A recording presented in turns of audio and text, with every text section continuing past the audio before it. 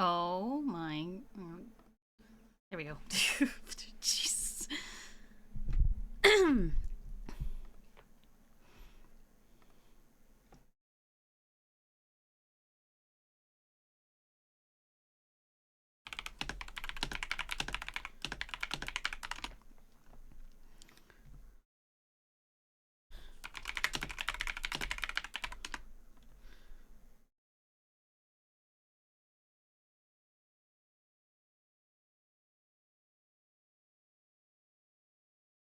Hi, Cloport. How are you? Happy Monday. Congrats on redeeming first today. Congratulations. Okay, hold on. I need to upload something to my Google Drive before I pay attention to stream. Move to trash. Okay. Okay. And then refresh. And then delete. Move to trash. Move to trash. Oh, oopsies. Excuse me. Move to trash. Delete forever. Refresh. Mina! Hi, Mina. You're awake. Hi, Mina. How are you? Welcome. Oh, there's an ad. Oh my goodness. Hi, Seven. How are you? Welcome. Okay, give me a sec, chat. I have to upload. Hold on. Okay. Jimmy.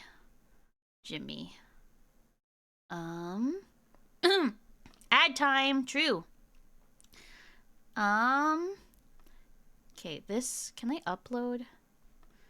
Oh my gosh.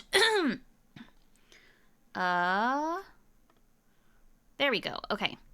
Ad time. Add a teeny time.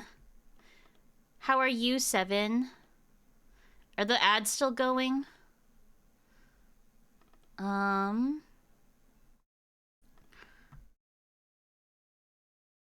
we go. Welcome back. How are you? Welcome, Seven. Welcome. How are you, Mina? I can't believe you're awake. I was messing around with my channel points and you realized what time it was. Oh my gosh. Well, welcome. Welcome. How was Portal earlier? I was lurking in your stream a little bit, but then I fell asleep. I took a nap. My favorite Chicken Little streamer. Oh my gosh, Seven, please. Hi, Kava. Happy Monday. Okay, your daily fortune cookie quote today, Kava, is: you may be disappointed if you fail, but you are doomed if you don't try. Ooh, that's a good one. You may be disappointed if you fail, but you are doomed if you don't try.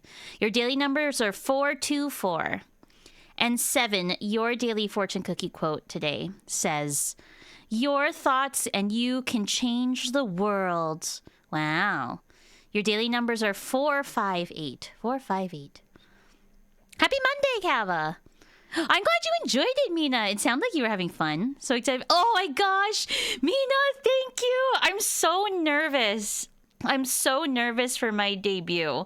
Like, I'm so nervous. Like, it's crazy because, like, I've been streaming for like a hot schminute now. And, oh, I don't have my closed captions on. Sorry. I've been streaming for a hot schminute. And so, you know, it's like, it's just another stream, but it's not just another stream. It's a special stream. And so I've been a big ball of nerves since I woke up this morning, actually. And so I'm like, yeah, that is a good one, Kava. Hot streamer can confirm. Oh my gosh, Kava, I swear. Thank you. I am so nervous. I hope Friday will be fun. I hope it'll be a fun time. I hope that people will, like, I just hope it'll be fun. Like, I don't care about like how many people. I don't care like who's watching. I just hope that whoever is watching it's fun for them, you know? I just hope. I'm excited too, Seven. I'm very nervous. I had to cancel stream on Wednesday to whatchamacallit. Deal with it, because it's just, I don't know why I'm so nervous right now. Like, today is just a regular stream. I don't know why I'm nervous right now, but I just am. So, you know. All right, I'm gonna close this. There we go. I'm excited too, Seven. I'm excited. Okay, I guess I see, Cav. I see. Well, you know, it's Monday. Monday is not the greatest day, but you know, we can push through it together. We can push through it together. Is this the end of Ace's Attorney? No, Seven, unfortunately not. So I was hoping that we could get Ace Attorney done before the debut, but we can't. We have one more case left. We got the one case left. There's probably going to be a stream sometime in the future with Matt that we will complete case 5 together, but that probably won't happen for like a bit. Yes, go get food, Kava. Do you want pizza? Yes, please. Wait, depends on what kind of pizza. I don't like olives on my pizza. I'm not a big fan of Oliverinos. So, it depends, I guess. It depends. I had pizza recently. What was it called? It had like, oh, it was really good. It was prosciutto. It had arugula on it. It was like very fancy pizza. It was good. I had that recently. I can't remember what else was on it, but it was delicious. Hi, Otter. How are you? Otter, I turned your comment into a clip. I'm going to post it tomorrow. I'm very excited. Hi, Jokey. How are you? Happy Monday. Olives are... You're so right, Mina. Olives are evil grapes. I hate olives. Like, there's a few things in life that I tolerate. And olives is not one of those things. I don't like olives. Like, whenever I go to a party, for some reason, people order pizza with olives on it. Like, I love veggie pizza, but I hate olives. And veggie pizza always comes with olives on it. And it's just very frustrating. You know, I just hate it. I hate it so much. Very, very sad. Olives down. Down vote. Remember to dislike this video if you hate olives, because no one likes olives. No one likes them. Wait, why won't it let me? Why won't it let me? Oh, it's file. Folder upload. There we go. That's better. Okay, and then I gotta... sorry, chat. I just had to... I gotta upload something for Kevin. Kevin's coding something for me, so I didn't get to do that before stream. So there we go. Okay, I can only do black canned olives, never cooked. Green olives are death orbs. Yeah, I think I've had cooked olives before, and I didn't mind it, but over time I started hating them. All of the other reindeer, jokey. This is Olive, the other reindeer racer. I won't stand for it. Wait, what? I'm so confused. But yeah, no leg stream. No leg stream. Streamers don't have legs. That's what we discussed during the test stream yesterday. Is that streamers don't have legs. Therefore, that's why the rest of the art is covered like this. Because streamers don't have legs. So, there we go. That's why that text is there. Have you seen that movie, Jay? No. Drew, wait, what movie, Seven? Wait, what movie do you speak of? What is this movie?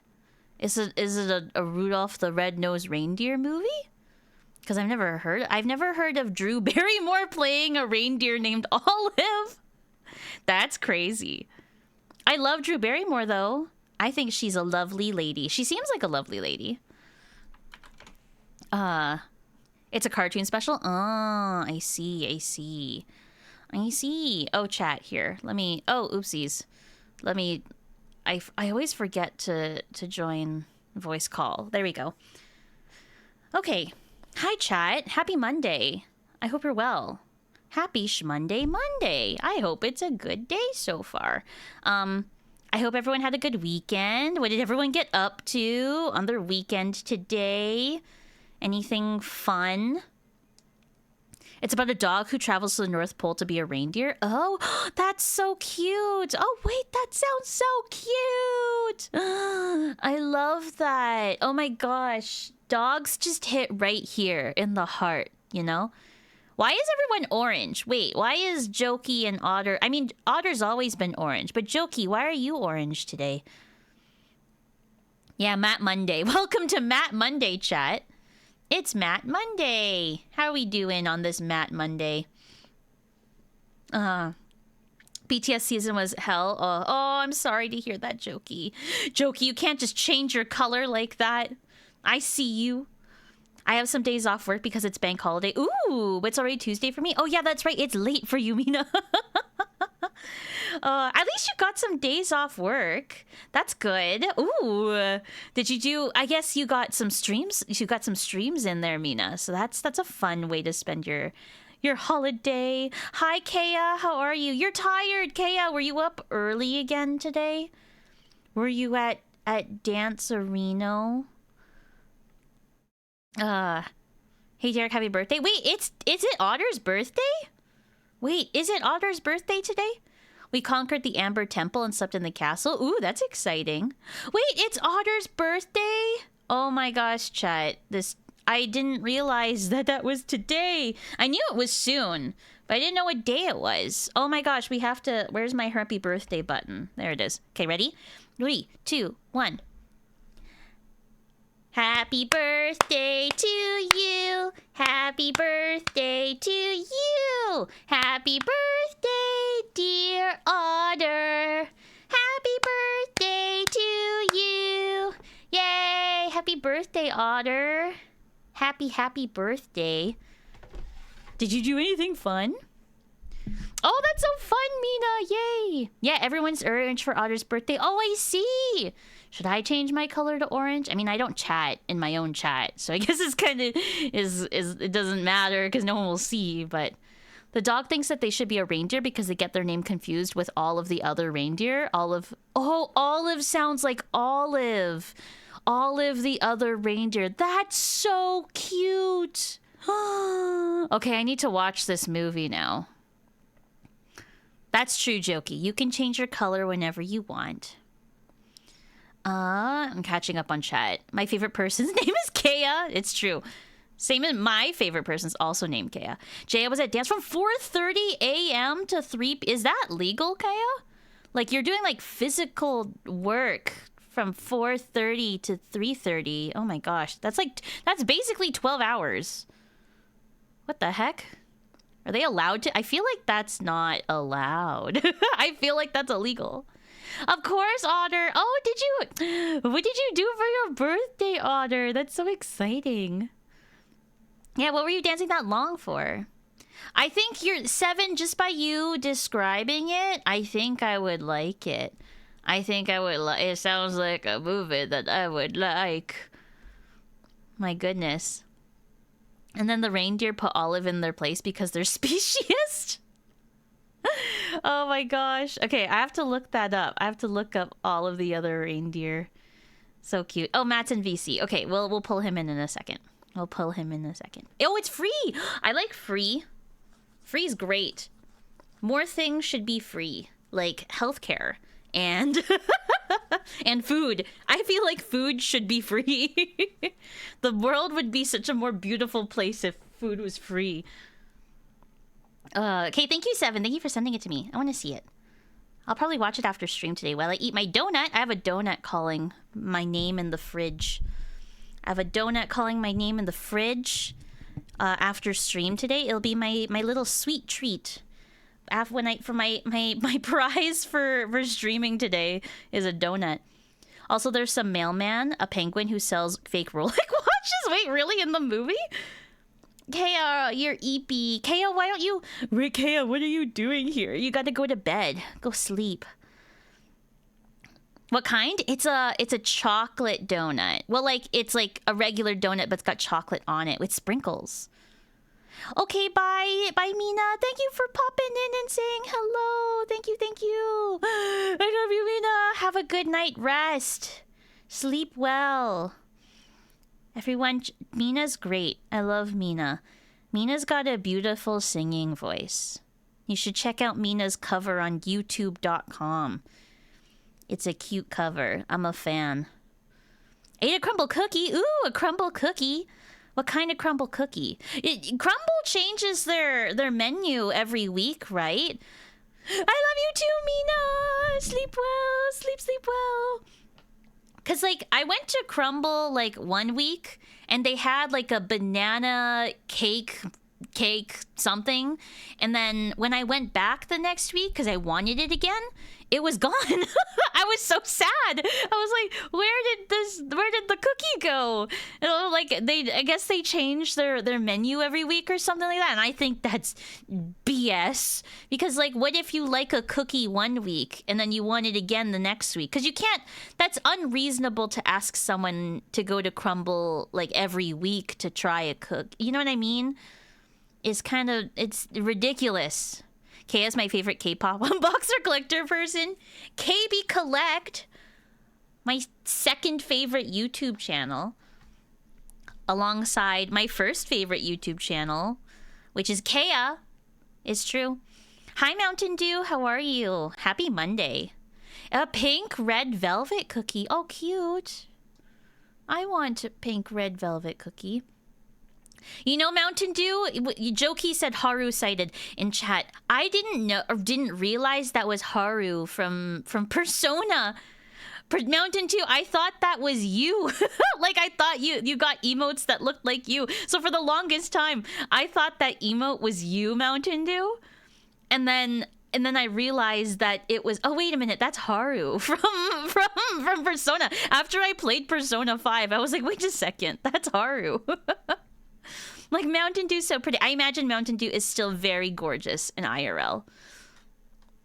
Let me catch up on chat. Jokey, I was lucky there was only one person in front of me when I went. Ooh, that's pretty good. I liked their what are the dirty sodas. I only had one of them, but it was pretty good. Pretty yummy. Let me catch up on chat. That's why I've been saying this whole time. I know, Jokey, I didn't realize. Hi, Aether. How are you? Welcome to stream. How's it going? Happy Monday. Anarchy. It is Manarchy. Me is fine. How are you? I'm doing good, Mountain Dew. I'm having a pretty decent Monday. It's been good. What did I do today? I was very productive today. I was super productive. Chat, I mentioned this at the beginning of stream, but I'm so nervous for Friday. I'm so nervous for Friday. Like, it's not even funny. I'm like, what if I fall? Which is not possible.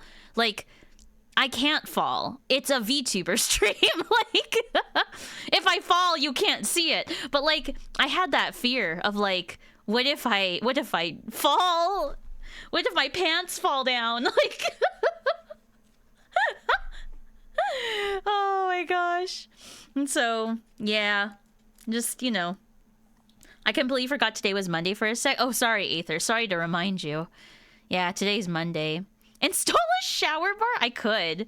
Just to make sure, you know, everything's in place. Make sure nothing, you know, don't touch, make sure nothing's touched, nothing's broken, you know? Make sure everything's all settled in. I'm good, just relaxing. To be honest, very nice, Aether. Very, very nice. Yeah, chat. I'm excited for Monday. Hi, Pixelated Soul. Jay will control gravity and never fall. You're right. Pixelated Soul. Why didn't I think of that? I should just control gravity. Pfft. Like, why didn't I think of that? Like, damn. Like, oh my gosh. Easy peasy, lemon squeezy. Oh, Otter, you have 0 banana bucks. You know what? Y'all are the OGs. I'm gonna give everyone in chat Add points all. I'm going to give everyone in chat 5,000 pointerinos for being here at the beginning of stream today. Because there's gonna. I hope that not a lot of new people show up. Like not that a lot of people will show up. I hope new people will show up on Friday, but I hope it's not like a lot. Like I hope it's not an insane amount of people, because then there would be so many people gambling in chat, and I don't think I can read. I don't think I could read chat if there's that many people. But we'll see. I'm excited. I'm excited. Stream Elements is slow. That took a long time for Stream Elements. Wait, why? Why does it say that? But 7 was in chat.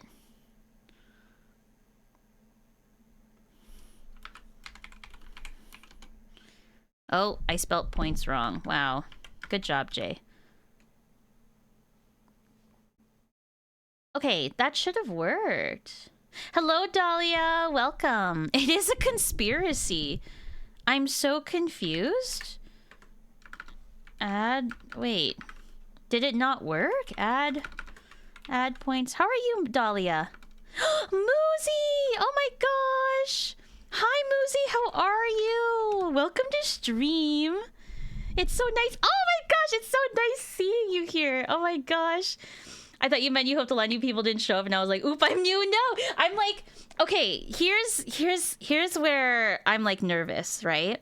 Is like, I do hope a lot of people show up, but I hope it's like, you know, like 10 to 15 people at most. Like, I'm so scared that like I don't think it's gonna happen, but like, what if like 50 million people show up? And I'm like, I don't think I could handle that. It's like, I don't think I can handle the pressure. It's too much pressure. I'm over exaggerating, but like I'm nervous. Okay, 7, see if this works. Why did that work now? That's okay, whatever. Okay, how are you, Moosey? What should I name my Animal Crossing island? Dahlia, you should name your Animal Crossing island after, name it after a fictional town that you like. Like, I usually name my Animal Crossing towns like Pokemon town names. Like, Hearthome is like my favorite. It's my favorite town in Pokemon Diamond.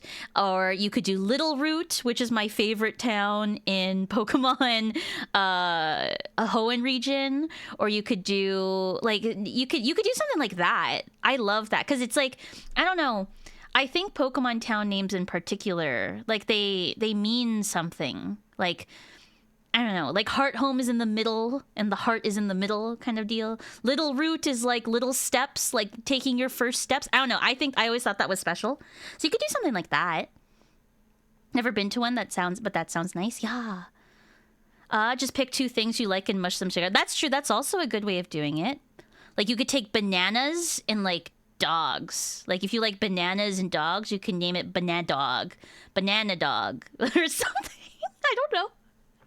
Doing good, just threw frozen pizza. Ooh, wait, what kind of pizza? Can't be, you know what, honestly, can't be bothered to make food tonight is such a mood. Like that is, I eat more frozen meals than I care to admit.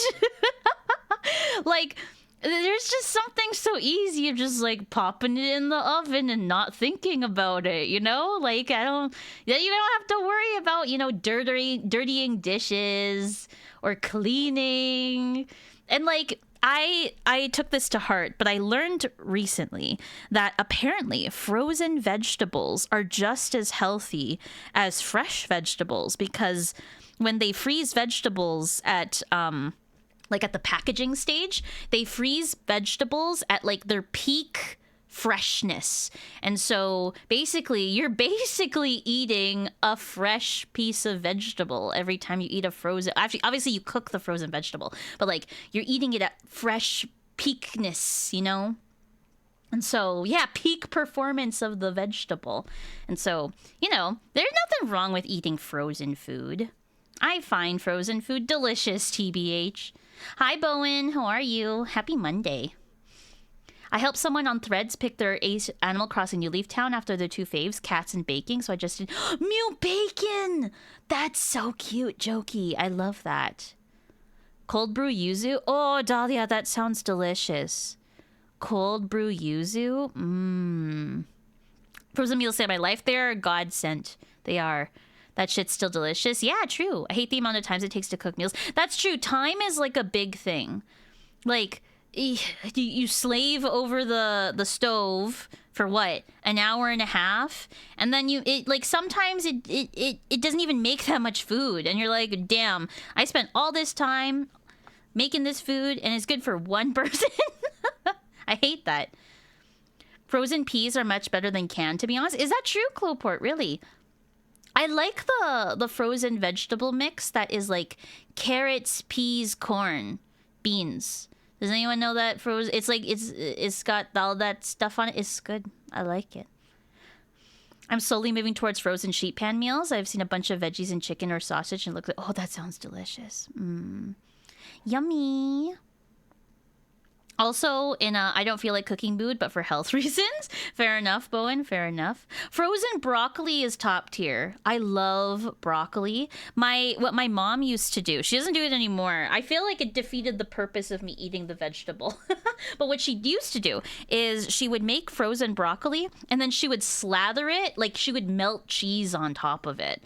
Like a lot of cheese. And it was delicious. But then looking back, I'm like, I feel like the cheese defeats the whole purpose of eating a vegetable, you know? Like, she put a lot of cheese on it. And it's just like, why? I guess it was to get me to eat the vegetable, but peas freeze really well because of their size. You don't really need to thaw them before use. Oh, I see. Oh, I didn't know that. See, I trust Cloport. I trust Cloport's opinion on food because Cloport is actually a chef. I don't know if anyone realized in the Discord, but Cloport has made some banging meals and they look delicious. Chat, I gotta go get Matt in this VC before I forget to bring Matt into the VC. Hold on. Uno momento. All right, let's get Matt in here. Ooh, chickpeas, delicious. Hi, Matt. Hello. Hi, everyone say hi, Matt. Matt's here. Hi, everyone. Can you hear him okay? Should be able to... Matt, oh my gosh. Okay, I spent all weekend, not all weekend, but I spent a good chunk of time of my weekend, like organizing my audio sources on Discord. And so whenever you join like Discord now, like you're always on this, like there's literally a Discord audio Matt track in my audio mixer. So now you'll always have like a dedicated track on my thing. It's great. I took all weekend organizing it all. It was fantastic. Yeah. How was your weekend? Good. That's good. I went on a little trip. Ooh. That's exciting. Yeah. I hate peas too. They're too mushy for me. Oh, you don't like peas, Jokey? Like, not at all? I gotta open the game chat. Give me a second. I hate peas, so my mom would hide peas and mashed potatoes because I was the only way would stomach them. That's actually, you know what? Peas and mashed potatoes is like, that's the way to do it because they have the same kind of texture. And so that's a good way of doing that, actually. Your mom is pretty smart with that. Oh, chat. Hold on. My Elgato is like messed up. Sorry. And then I gotta share my screen so Matt can see this. Oh, Seven's asking if you're going to play Silk Song when it comes out, Matt. Nah. You're not gonna play Silk Song? I haven't played Hollow Knight, and I'm not like super interested in the genre. Okay. Like, I'm sure they're good games. I'm just not super interested. That's fair. That's fair. All right, let's start the game here, chat. We're gonna finish case 4 today, chat, and then Matt will be leaving us. We'll be leaving us for a bit. Open source projector. There we go. Leaving forever. Not forever, chat. Not forever. Matt will be making regular appearances on the channel. Don't you worry. There's a lot of games that Matt wants me to play forever, ever. All right, chat.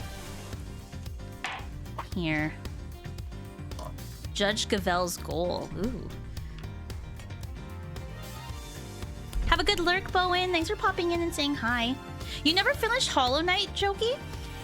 Was it just because you never... It didn't interest you? Or is it like...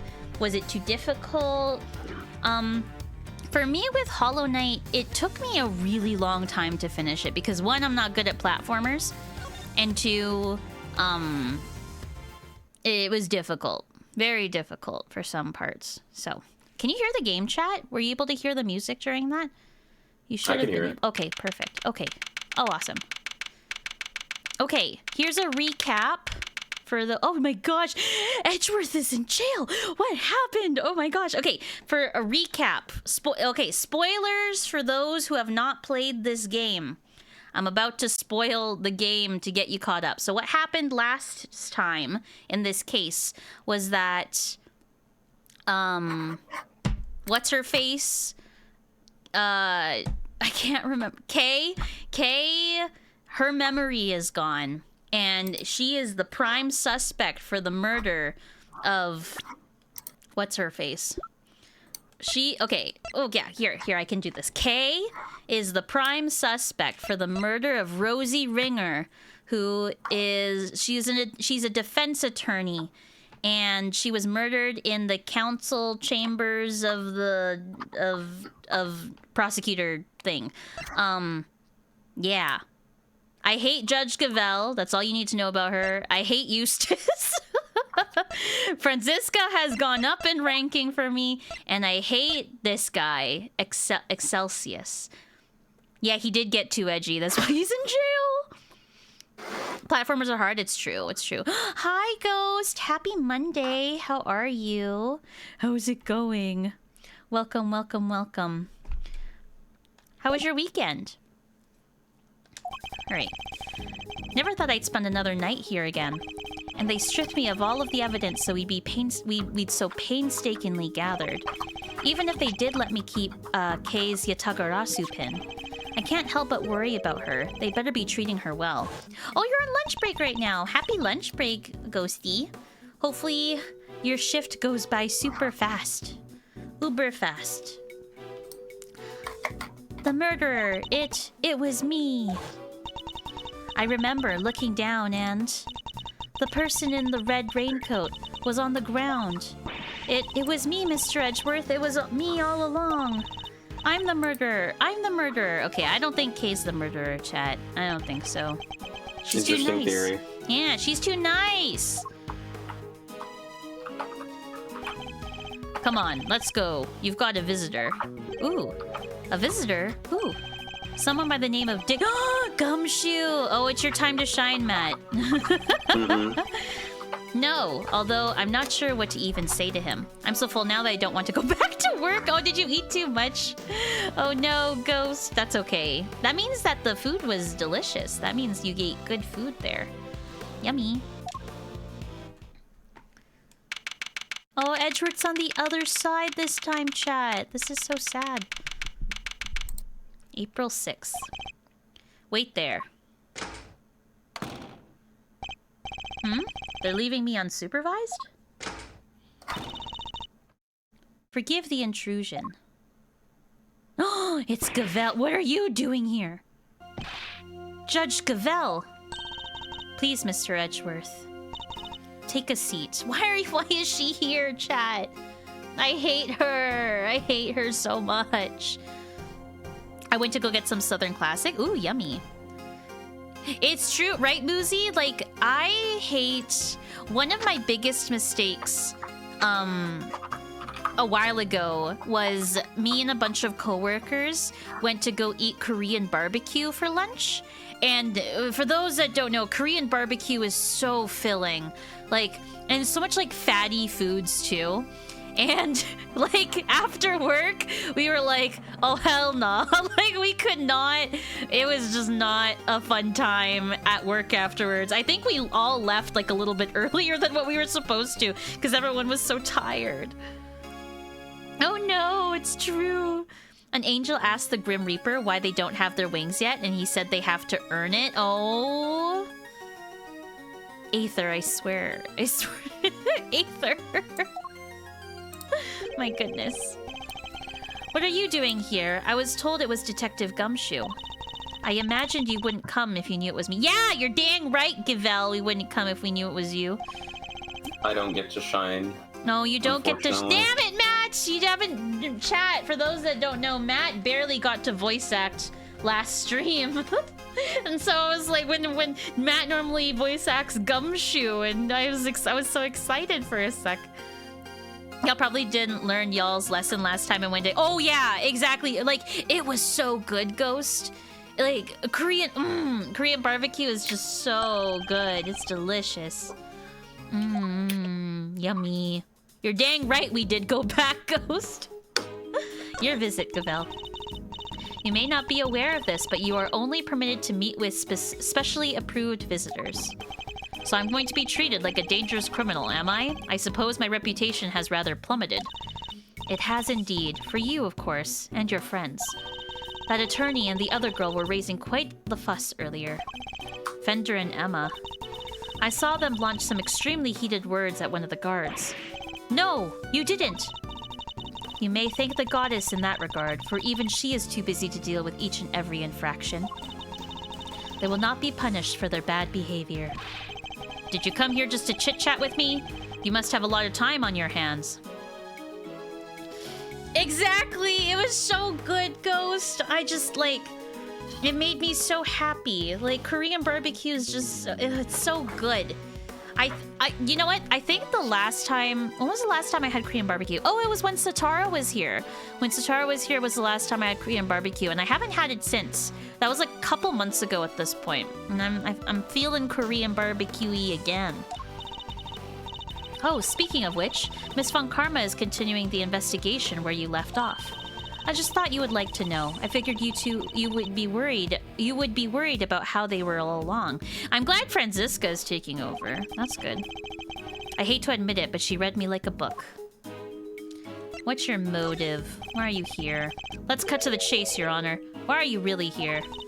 I'm here simply to talk, nothing more. There is something I wish to know about you. Me? Yes. Who else? Objectively speaking, you are highly intelligent and quick-witted. And a born prosecutor at that. Well, why were you bagging on me so hard? Please, Judge Gavel, your sarcastic praises with salt on my... Exactly, Edgeworth. But I sincerely mean every word, Mr. Edgeworth, and that is why I fail to understand you. Take this latest case, for example. You were up against the very committee itself. You had no hope of succeeding. Even a child could have seen that, and yet...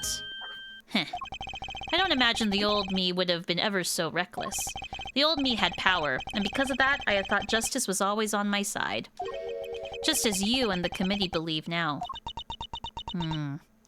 It is all lies. But a certain person changed my mind. He made me reckon with my selfish and... Is he talking about Phoenix, right? Yeah. Oh my gosh! But a certain... These games can only refer to Phoenix as a certain person. A certain person, chat! Chat, Edgeworth is not beating Phoenix is my boyfriend allegations anytime soon. Like, and this music that's playing is like not helping here. Oh my goodness. But a certain person changed my mind. He made me reckon with my selfish and skewed sense of justice. And once the scales had fallen from my eyes, I began to look at people differently. The music does seal the deal. It's like talking about an old lover kind of music. I saw that I was only able to be an effective prosecutor thanks to the efforts of those around me. Detective Gumshoe, the many investigative officers of the force, and even Kay. Oh, jokey, that one got auto-modded, but I'm allowing it. It's true. A special someone. Exactly!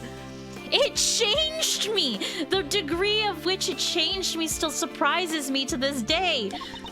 I see. Thank you. I feel that perhaps I understand you. The music, chat! The music! You understand me? I highly doubt it. Someone who is so focused on forcing their idea of justice onto others can't possibly see what I see. Yes, thank you, Edgeworth.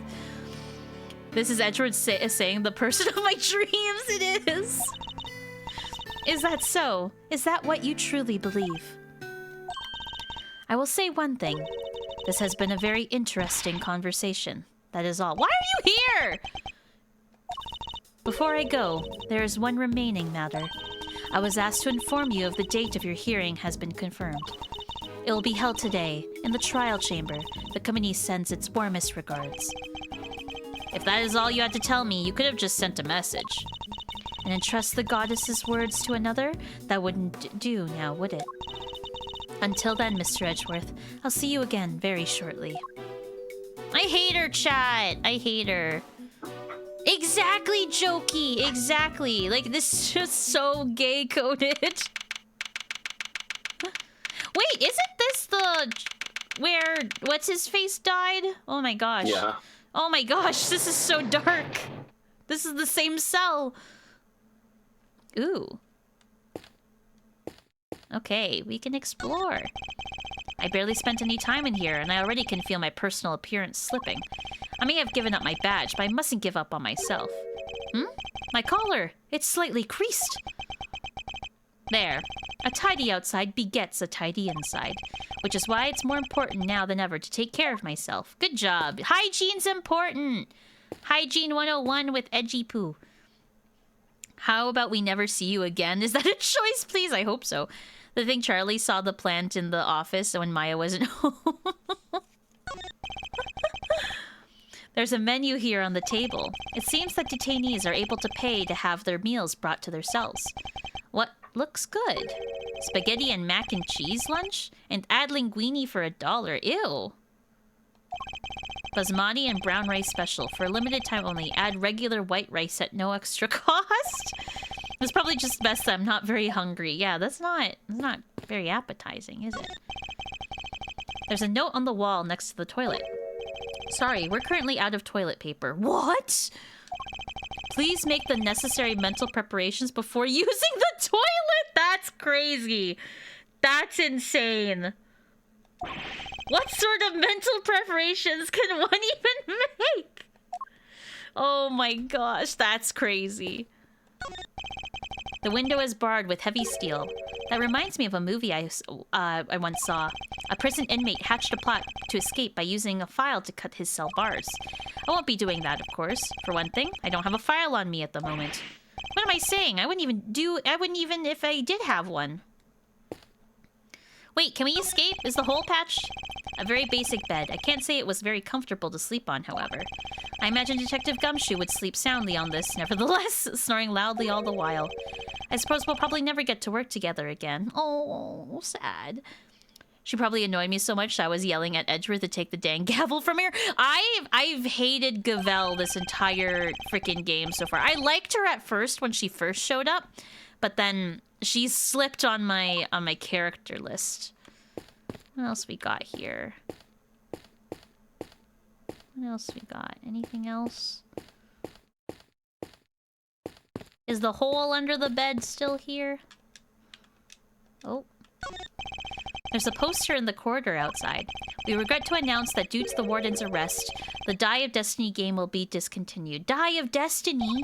Inmates will no longer need to roll a die every morning to determine their meals for the day. That's crazy.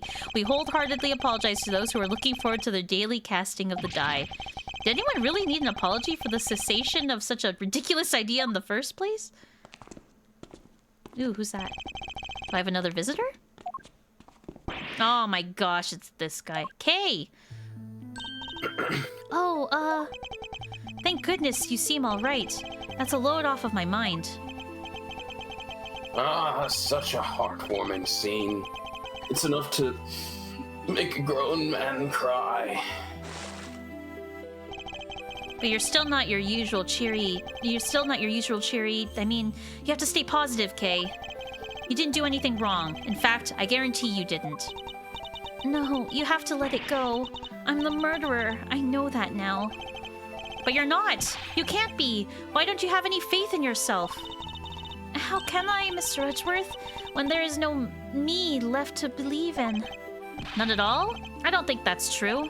Before you lost your memory, we spent quite a bit of time together, and I dare say you left quite the impression on me. So you see, there's still plenty of you left. That's why I believe so much in your innocence, and why you should believe in yourself too. Wait, I read a book like that? The Dice Man? Ooh. Thank you. But I can't. I would just cause more pain for the both of us. Please, you have to forget her. Forget that Kay. She's gone. She's gone, chat. She's gone. Oh no, Ghost. I'm sorry. Have a good day at work. I hope it's a lovely time. Hopefully your shift goes by fast. All I have to say is at the end of the game, I liked her a little bit, but she's still annoying to me. Okay, I'll keep that in mind. Poor Ghosty. Yeah, Ghosty's gotta go back to work. It's so sad. Kay, no! You remind me of my younger self, you know. So noble, so bold. This is the justice you and the committee stand for? Justice? I suppose you could call it that. What is he up to? Why is he going to such lengths to control everything? I can't shake the feeling that something is very wrong here. Is there some hidden agenda at play? Ugh! There's no time to second-guess myself. If I'm going to find out what it is, it's now or never. Well then, my boy, I suppose I should be... Wait! Ooh! Ooh, I liked that transition. That was good. I'm gonna take a swig of water for this one. Okay. Me This too. is about to kill me. Maybe they'll fire me? No, Ghost! I don't want you fired. There must be some rhyme or reason to this madness. Oh my god, 4 test pieces. Come now, Miles. I'm a busy, important man. I can't be wasting my precious time talking to you. The only way out of our current predicament is through Chairman Winner. There's so much to ask, and so little time. Let's start by trying to find out why he rushed to have Kay arrested so quickly. I can't just let this happen. I'm getting answers, if it's the last thing I do. Mind chest. Commence. Why were you so keen to push through Kay's arrest? I've yet to hear a satisfactory explanation. An explanation? I'm not entirely sure what you mean. Don't give me that. You know exactly what I mean. I advise you to moderate your tone, dear boy. Need I remind you of your position? Bide my time. And suppose we did let your friend go free. What then, What do you mean, what then? Think how that would look, my boy. And who would have to take the blame? Me. That's who. Ooh, bide my time. Ooh, the more we wait, the more he talks. You're right to keep your mouth shut. That way you won't say anything foolish. Sorry, but I can't stay silent forever. Not while Kay's innocence is still in doubt. You're breaking my heart. Just look at this flood of tears spilling out. Please, just leave it alone, will you? Things were coming along nicely until you interfered. Ooh. Coming along nicely? That's a pretty strange way of putting it. It's almost as if you wanted Kay's arrest to happen. It certainly doesn't sound like the statement of an impartial representative of the law. Ooh, that's a good one. You think so? Well, that wasn't my intention. I like this goggled fella. You like this guy, Seven? Oh my gosh. I'll get you a K in a sec, Seven. Has it occurred to you that you might be overthinking things a little? Chairman Winner certainly knows how to dodge a question, but it doesn't change the fact that the serious doubts remain concerning Kay's arrest. Next, we'll need to press him on whether he really believes the investigation was sufficient. Me too, Cloport, me too. It's because it's my friend Matt voicing him. We can't allow any of his statements to go unexamined, no matter how trivial they may seem. One of them may just give us the breakthrough we need. much time was spent on your investigation altogether? Well, now, let's see. You know what? I'm not sure I can remember. And I'm sure you can. You won't bluster your way out of this one. It's not bluster, my boy. I honestly don't recall. It's a problem when you get to my age, you see.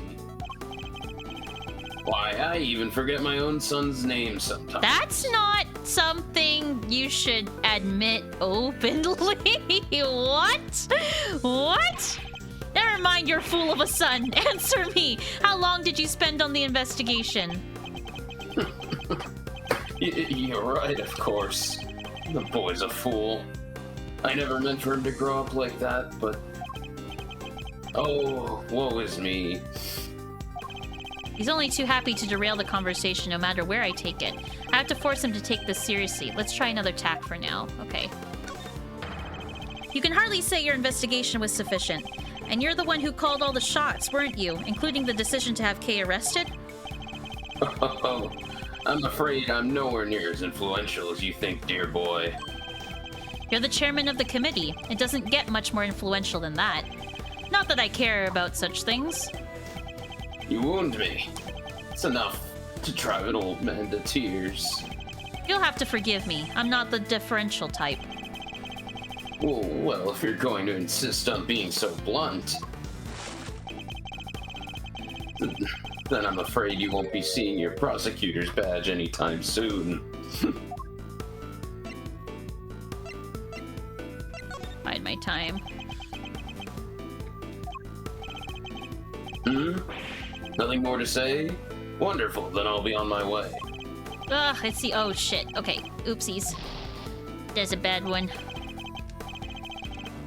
Alright, we'll do that one again. Okay. Let me make something clear once and for all. That badge isn't a be-all end-all for me. Far from it. I'm not concerned with titles or roles, even you must understand that much.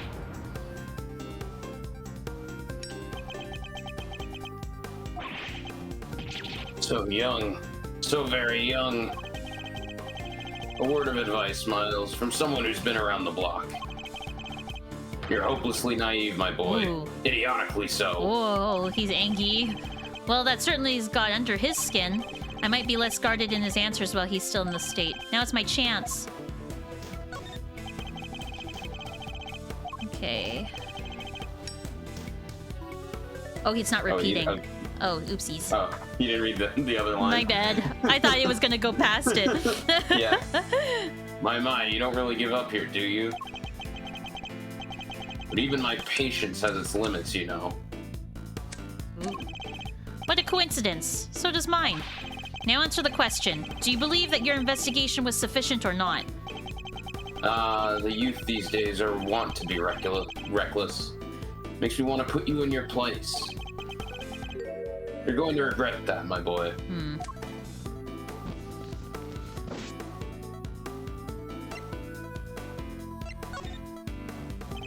I've got you now. You're backed into a corner. You don't even know it.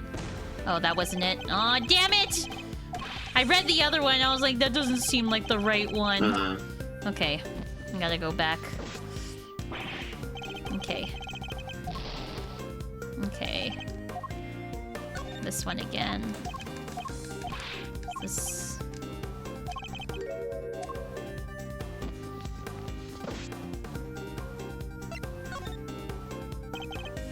Oh, it's not that one either? Oh, bide my time? Oh my gosh. He's doing an angry motion. Oh, you're right. Okay. When he's angry, I need to bide my time.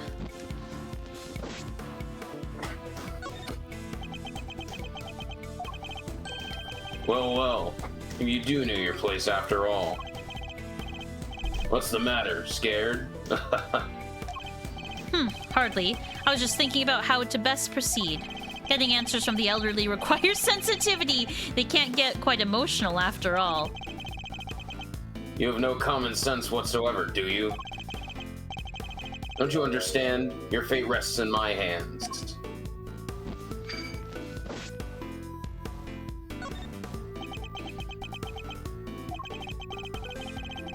Let's say you do manage to get some answers from me. There's nothing you can do with them. So why not give it up, dear boy? No. And why not? It's simple, because I'm not about to let the truth escape me. Interesting. I think I'm beginning to see what makes you tick. But what you're doing is pointless. Tragically. And miserably pointless. Please, just give up. She's guilty. The decision has been made.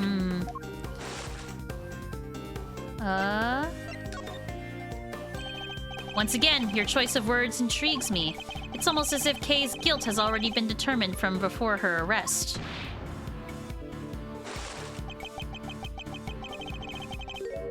What are you trying to imply?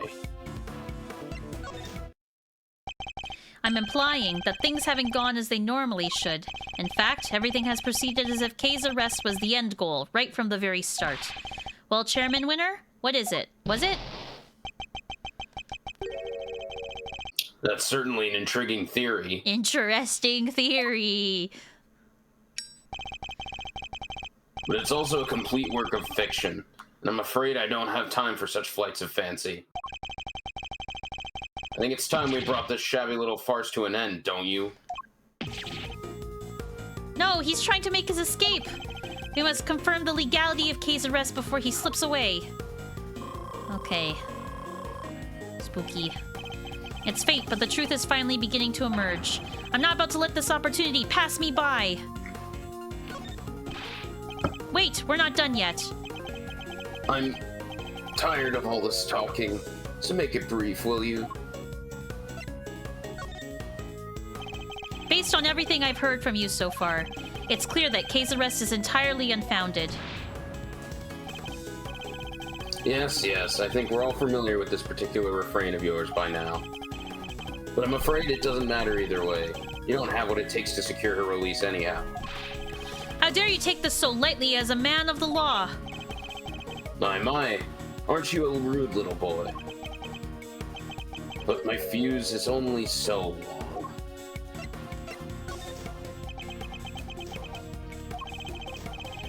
Honestly speaking, I don't really have time to waste on every last question you can dream up. I have certain responsibilities to attend to, you know. I really am quite the busy man. Or are you just pretending to be busy, That's an awful thing to say to a fragile old man. I work harder than I should at my age. I ask you, my boy, what could you even hope to accomplish by putting up such a pretense? You obviously don't want to talk about the case anymore. That's why you're so keen to get out of this conversation, isn't it? It's just so tragic. It really is. That you would suspect me of such things. It's not a suspicion, it's a certainty. There are no clear grounds on which to base Kay's arrest for a start. Now, my boy, let's not get carried away. There was plenty of evidence to support our case. The mask, the letter, the corsage, they were all in her possession. And, of course, her confession. More than enough to prove her guilt, I'd say. But those are... What's the matter? Struggling to come up with a way to explain everything away?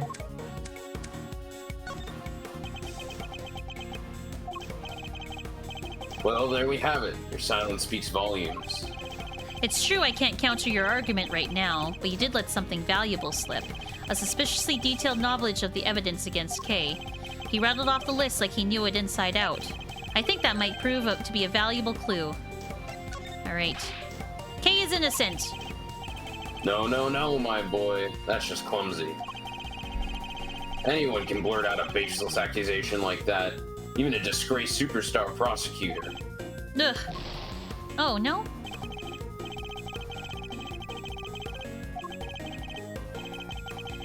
Alright. Have to go back.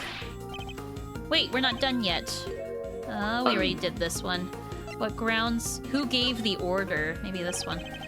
Who gave the order? Who decided that Kay should be arrested? You know, I can't seem to remember. Don't ever get old, Miles, my boy. It wreaks havoc on the memory. Time to deploy my clue. Yeah, you remember the evidence pretty well. I appreciate it if you stop playing the old man card. You remember the details of the evidence against Kay pretty clearly. Perhaps if your memory didn't fail you only when it was convenient, I'd be more inclined to believe you. If this was IRL, dude would have walked away ages ago. That's so true. So let me ask you again. Who gave the order for Kay's arrest? Oh, chat, there's going to be an ad in 55 seconds. You're a sharp one, I'll give you that. My son could learn a thing or two from you.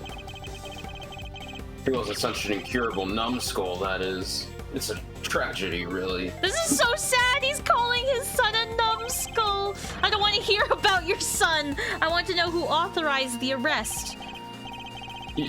You're very mean. You know that, don't you? The arrest, you say? I believe the order was given by... Come on now, Chairman Winner. We both know it was you. Alright, you got me. You make it sound like it was somehow a bad thing, though. But I have a reputation to uphold, so I guess I'd better clear up this little misunderstanding. I'll entertain your questions for a few more minutes. Let's see if I can put your mind at ease. The key thing to do now is to establish how intimately he knows the details of the case. I just have to ask the right questions. Okay, chat. We're doing okay. We're doing okay. The end game is at hand, but we're a few moves away from the truth. Tell me what you know about Kay, the suspect, Kay Faraday. How much do you know about her exactly? I know that she's the suspect. Aside from that, not much else. Cross my heart, but it's true. I don't have a clue as to how to proceed with this line of questioning. Okay, so we have to go to the other one. Alright. You seem to know a lot about the case in quite some detail. I know about lots of things, my boy. I'm just smart like that. Okay. Too bad the same thing can't be said about the way you handled Kay's arrest.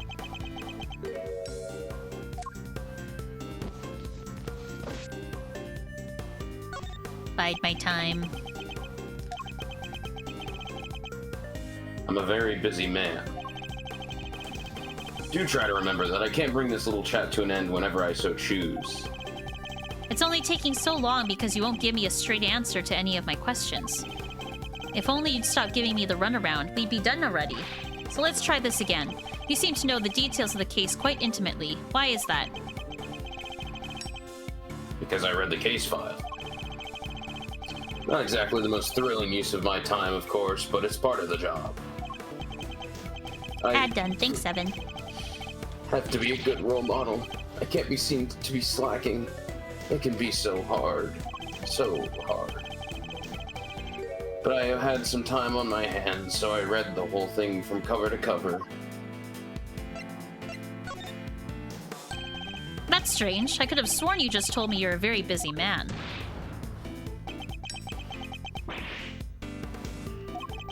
I'd say the cracks are finally starting to show, wouldn't you? And you're so keen on being an upstanding leader, you can start by releasing Kay, you know. You really don't give up, do you? It's a moving sight indeed, my boy. But a tragic one, too. After all, your efforts are for naught. I'm afraid your little friend was found unconscious near the scene of the crime.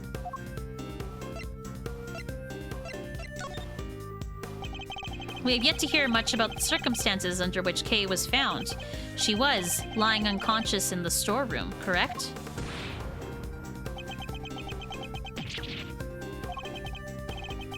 That's right. Although I'm not at liberty to tell you how I know that. He knows things even we didn't. In fact, he seems to be aware of every tiny detail about this case. This could be a valuable clue. Okay. We'll go through this one. My clue! Oh, oopsies. Oh my gosh, I did bide my time! Oh my god. I didn't mean to click that. Oh my gosh. Okay, tell me what you know about Kay. My clue. Sorry, but the more you tell me, the less sense your story makes. For one thing, you know details that even those investigating the scene were not aware of. Why is that? Just how much do you really know, Chairman Winner?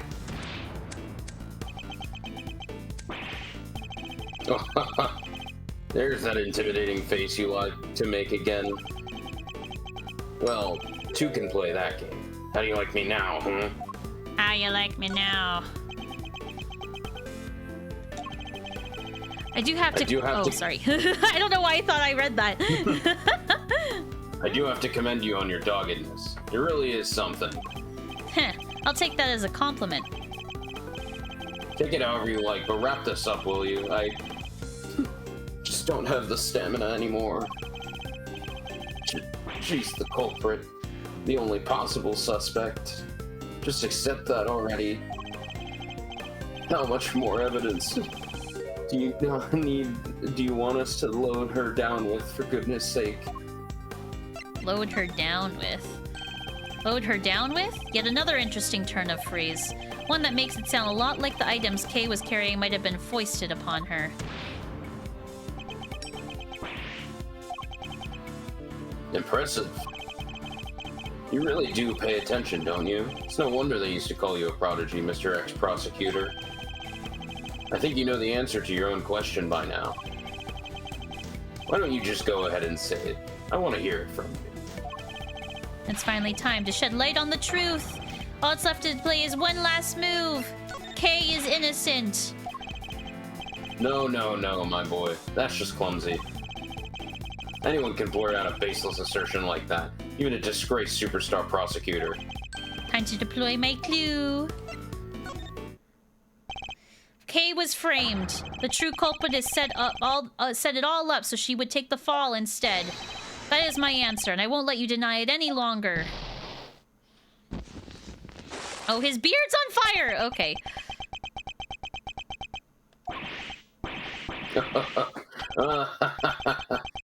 My, you really are a sharp one, hmm? It's a bit of a shame you chose to hand in your badge. I admit it. You're right on all accounts. And that's checkmate. We did it, chat! Yay!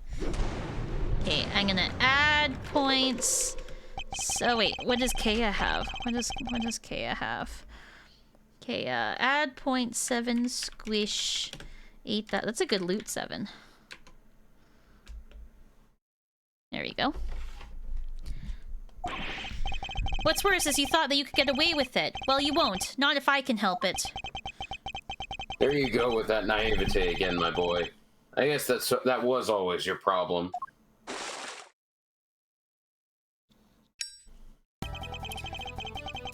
The girl arrested and a conviction secured. This whole mess this whole mess goes away, and that's what will happen. But whose interest does a conclusion like that serve? The committee's, I suppose, and mine. Okay, I think this guy's the murderer, chat. You know, listening to you just now, well, it really got the tears flowing, I have to say.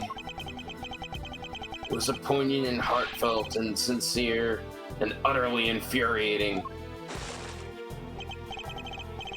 Look, I'm not perfect. I know that. But your lack of sophistication in these matters is beyond the pale. You insist that the truth is more important than anything else. But would you say the same if you knew what the real value of the truth is? What are you trying to say? When you get to my level, you don't uncover the truth. You make it, little by little. Kay Faraday, murderer. That's the truth. The truth I created. Ugh. Yes, my boy, that's what I like to see. You're so sincere, sometimes it's painful. It just makes me want to put you in your place. Knowing the real truth will get you nowhere. Because that's how much it's worth. Nothing. Shocking, I know. Hi, Triple! How are you? Happy Monday! How was your weekend? But why not go after the real killer? How much do you even know about what really happened? Because he is the real killer, Edgeworth. That's the only explanation. You're still not getting it? That's your truth. And it is worthless. Mine is all that matters. You understand now what I'm saying, don't you, Mr. Ex-Prosecutor? I have all the power here. Curse you! Well, aren't you menacing? You and your little friend are just as bad as each other. Violent criminals who deserve to be locked up. Violent criminals? I didn't murder anyone. You did, Excelsius. Oh my god. I've been good. Hope yours was also. It was good, Triple. It was a nice weekend. I had a good time. You'll pay for this. And with that, yet another person dears from my life. Oh, it just makes me want to cry and cry and cry. He's a crybaby. He cries so much he has goggles to hold his tears. My gosh. I'm not planning to disappear just yet, Chairman Winner. There's still the hearing later today. Just you wait. One way or another. I'll prove Kay's innocence to the world then. Ooh. Ooh. I'm gonna have to work overtime now. Get your water ready, Matt. Mm-hmm. You know, all of these chairman people, I was hoping they would have a little bit more personality, but yeah, they look like... Honestly, this is actually way more personality than the original had. Oh, really? I think they were all the same sprite in the original game. I think it was cool that they actually gave them distinct features. Ah, okay. Less NPC like. Okay. I mean, they still look very NPC like. They still look but at very least they're NPC. Not, yeah. 10 members. Over a majority are present. I hereby call this hearing to order. We are gathered here today to assess the professional competency of Prosecutor Miles Edgeworth. Here, in the sight of the goddess, we do solemnly swear to pass fair and frank judgment. Fair and frank? Don't make me laugh. Verity, if you would be so kind as to summarize the case against Mr. Edgeworth. On April 5th, despite having been advised of the legality of an investigation he was conducting, the accused refused to desist and eventually had to be detained by myself and Chairman Winner. Who's Frank? It's just some guy.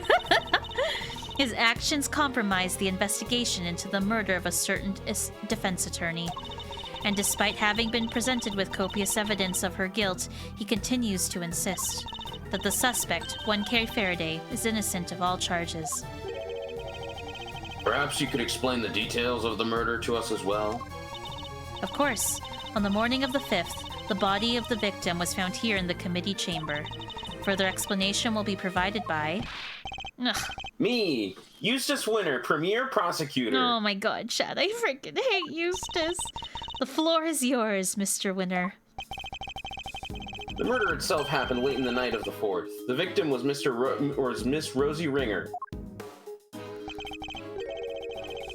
That same night, an illicit auction was being held here in this very room. Let me see. The necklace of the lady. Interesting. Ringer took part in that auction, I think. Yeah. Meaning that the murder took place sometime during the auction. When she was found, Ringer was dressed in an outfit that matched the description of the auctioneers. However, due to the fact that the auction was carried out after the murder had occurred, I deduced that Ringer was not, in fact, the auctioneer. You deduced that? Oh, shut up, Eustace. Oh my god. You deduced nothing of the sort. And what about the basis of which the suspect was detained, Mr. Winner? Yeah, I got this. So Faraday was overcome by... Crushing remorse, Eustace. Yeah, that. Tons of crushing remorse, so she confessed. According to her confession, she was on the roof of this building. when she encountered a person in a red raincoat on the viewing platform. And that person was Miss Ringer, I take it? Precisely, Mr. Chairman. The killer dressed the victim in the auctioneer's outfit after the fact. But at the time she was killed, Miss Ringer was wearing a red raincoat. And who won the race to find that raincoat nearby? Me. That's who. Did you? I thought it was somebody from the forensics. Strictly speaking, it was found by one of the forensics investigators under Mr. Winner's command. I knew it! The blood analysis on the coat showed that it was indeed Miss Ringer who had worn it. And the suspect's confession was the final nail in the coffin. She confirmed having committed the murder. So, as you can see, Kay Faraday was the killer. There's no way anybody else could have done it. Alright, Miles, I expect you to have some can't speak. Some objections. Let's get them out of the way, shall we? I have no objections, Mr. Chairman Winner. Well now, is that so? I thought it would have taken more than a single night in detention to break it. No objections in the matter of my unauthorized investigation, that is. But in the matter of Miss Faraday's supposed guilt, I have plenty. I can personally attest to the fact that Mr. Winner's investigation was fair and impartial. Of course it was. When it comes to carefully conducting ops, I'm the winner every time. You know, Miles, it's within my power to offer you a plea deal of sorts. If, and this is purely hypothetical, of course, you were to withdraw your objections. You might wake up tomorrow to find yourself the proud owner of a seat on this committee. What? I go from jail to having a seat on the committee? Oh my god. What? That is some corruption right there. So I ask you this again. Do you have any objections, Mr. Edgeworth? If you think you can buy my silence, think again. You will watch your mouth. Only if the chairman watches his. I didn't come here to talk about committee seats. I came here to talk about the murder case. I demand a statement under oath, and I won't rest until I have one. I want to know exactly what the committee views on the what the committee's view on the incident is. You want to put us on trial, my boy? Very well. If it'll make you happy. Verity, please provide Mr. Edgeworth with the materials pertaining to the case. Really? But sir... This will be his last hurrah. So let's humor him with the send-off he desires. He's gonna regret that. If you say so, Mr. Chairman. Alright. You have no objections to Verity representing the committee, I assume? None whatsoever. Mr. Edgeworth. Don't worry, Kay. Everything will be fine. You'll see.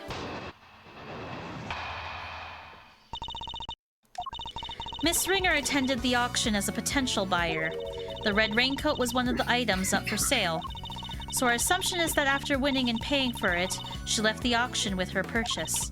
The only exit from the storeroom was, of course, the hatch leading up onto the roof. After she emerged onto the viewing platform, that's when Miss Ringer was attacked by Miss Faraday. Shortly thereafter, her flame went out, and thus concludes the committee's view of the case. The raincoat was on offer that night. Is that really true? We believe so, yes. You remember the failed assassination attempt on the President Zhang Fa, I assume. The raincoat is a piece of evidence from that Oh! It should, of course, have remained safely under lock and key in the appropriate facility, but our inquiries revealed that it did in fact go missing under mysterious circumstances. And wound up in the auction along with everything else. That makes sense, I suppose. Wonderful work, Verity. Just wonderful. Crystal clear as ever. You flatter me, sir. Now, Mr. Edgeworth, perhaps you could save us all some time and simply admit defeat. I'll do no such thing, thank you very much. Very well. It's good to know that you still have some fight in you. It is? Why? Come to think of it, she said some strange things when she visited me this morning, too. What exactly is she up to? Alright. pressing on everything. Oh.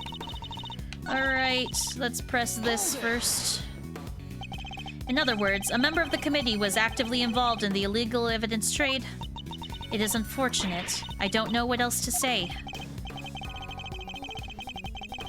And of course, we'll be looking into any such objectives just as soon as this hearing is over and done with. I commend your decision to pursue the matter further, Mr. Chairman. Oh, don't be silly, Verity. It's the least we can do, really. Not that it's any of your business, Miles. Not anymore. If only you had remained a prosecutor. But you didn't. Now, if we're quite done making an old man cry over this whole sad affair... Very well. Allow me to continue. Okay. So the raincoat really was the one of the auction lots. That's correct. I believe it originally belonged to a Mr. Shelley de Killer. Considering its status as a piece of evidence, it's the only logical conclusion. It's from when he made his attempt on the president's life? That was so long ago. There was an unexplained mannequin standing amongst the other items on sale. It could have well been used to display the coat prior to the auction.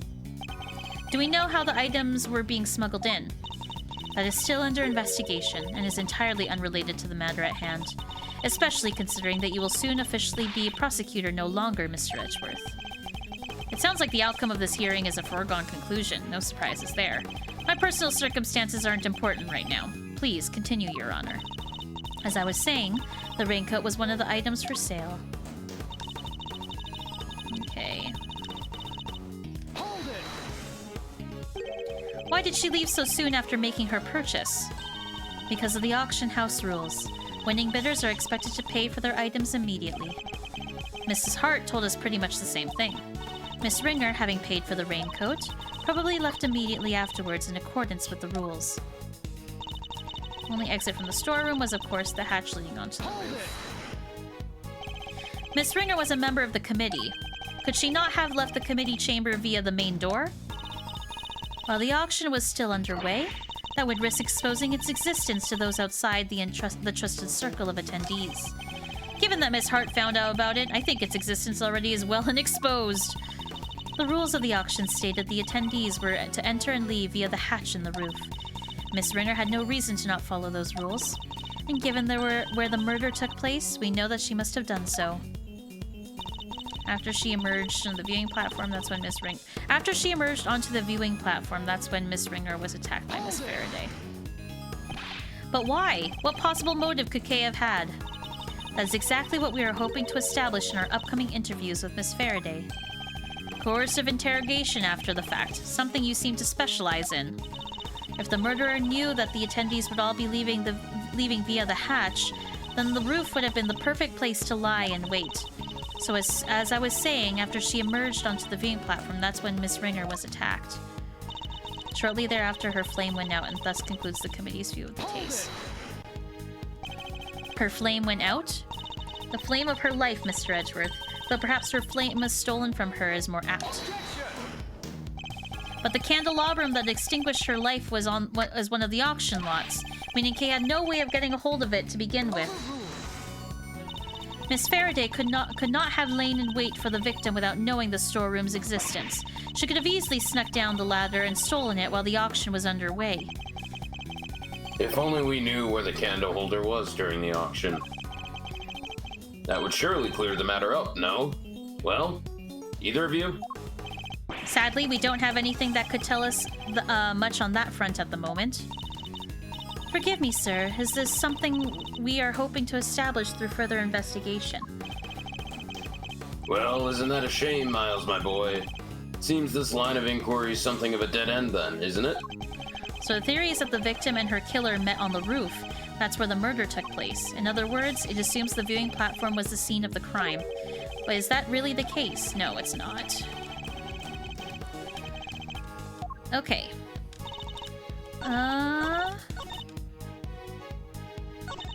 After she emerged onto the viewing platform, that's where Miss Ringer was attacked by Faraday. Yeah, it's this phrase, and it is...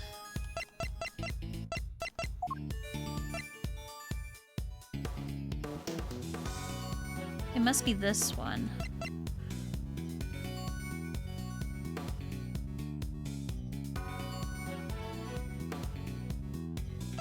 Objection! It's not that one? What? Oh my gosh. Which one is it? You are on the correct statement. I am on the correct statement? Okay. Mm-hmm. So which one is it? Blood found in the committee chamber. Was it placed there to hide the existence of the storeroom? A box in which the killer hid the body, traces of blood. As she emerged onto the viewing platform, that's when Miss Ringer was attacked by Miss Faraday.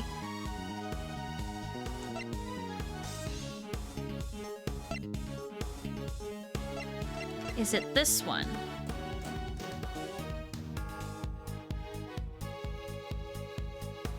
Or is it this one? Box in which the killer hid the body. Traces of blood were detected inside. See, I would have thought it was the other one. No,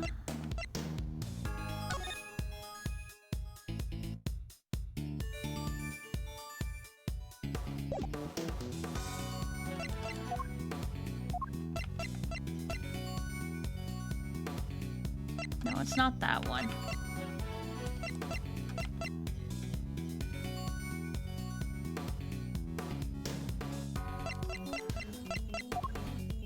Okay, it's either this one or this one.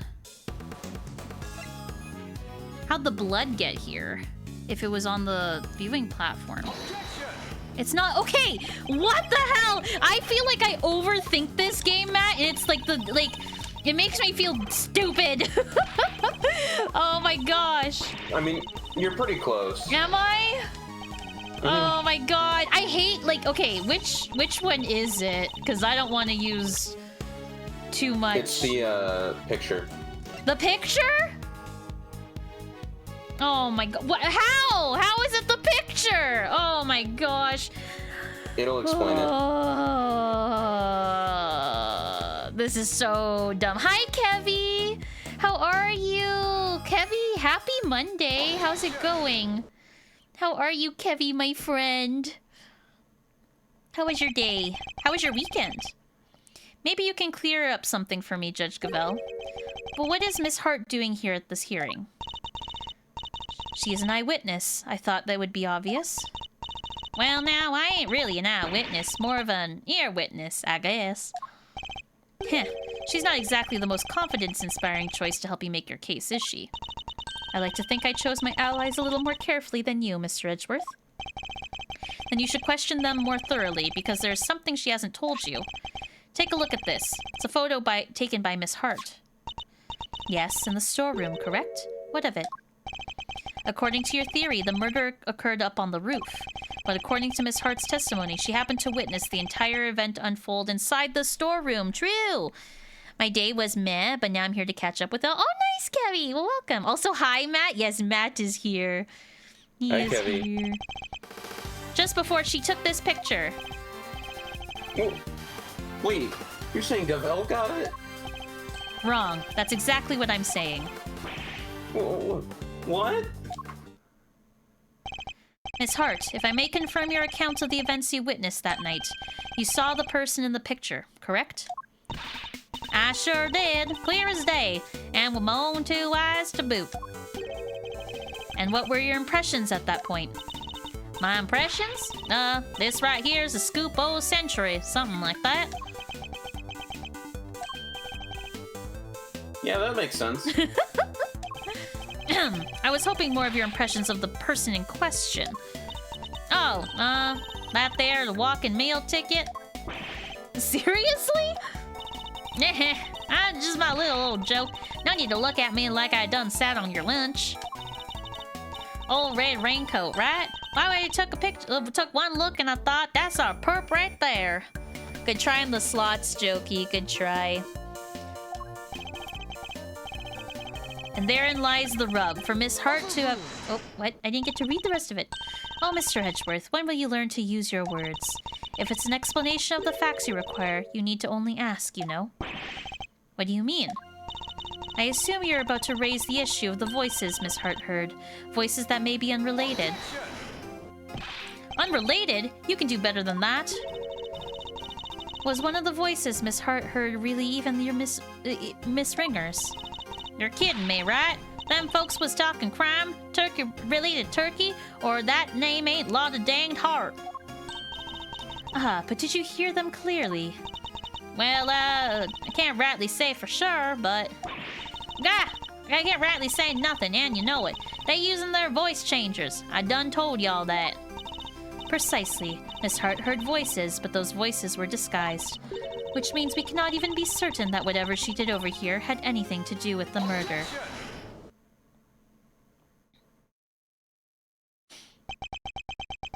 Heh. You don't need to yell objection in order to sigh at me, Mr. Edgeworth. It seems I overestimated you, Judge Cavell. Nonsense. Verity's the best of us, my boy. The very best. And yet she believes that what Miss Hart heard might have not had anything to do with the murder? Even supposing that's the case, it doesn't prove the murder didn't happen in the storeroom. The incident happened before the victim was able to go up on the roof. That much we can say for certain. And I can tell you why. This proves the incident happened before the victim went up to the roof. Is it the blood? Oh, the blood on the hands. Take that! We initially thought that the person in the red raincoat was the culprit. Yes, because Miss Hart said as much. Indeed, she told us about the blood she saw on this person's hand. And I doubt many people would have thought differently, given her testimony. Ergo, this person is the killer. Then the blood we see would be from when they attacked the victim. But knowing what we know now, that this person is in fact the victim, it recontextualizes everything. The presence of blood still shows that the picture was taken after the attack. But now it tells us something important about the victim, too. The victim survived the attack.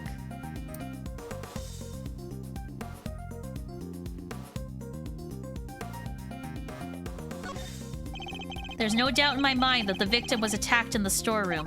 But here we have a photographic evidence of her standing upright and alive, albeit with a bloody hand.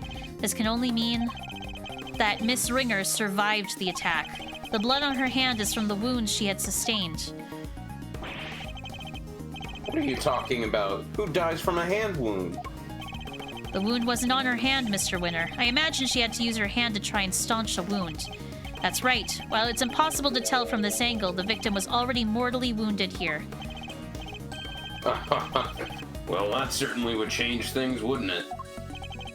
It very much would, not least by making it absurd to suggest that Kay was the attacker. Her encounter with the victim happened after this picture had been taken, after the victim had already been attacked and was in critical condition. I put it to you that Kay witnessed the victim finally succumbing to her wounds.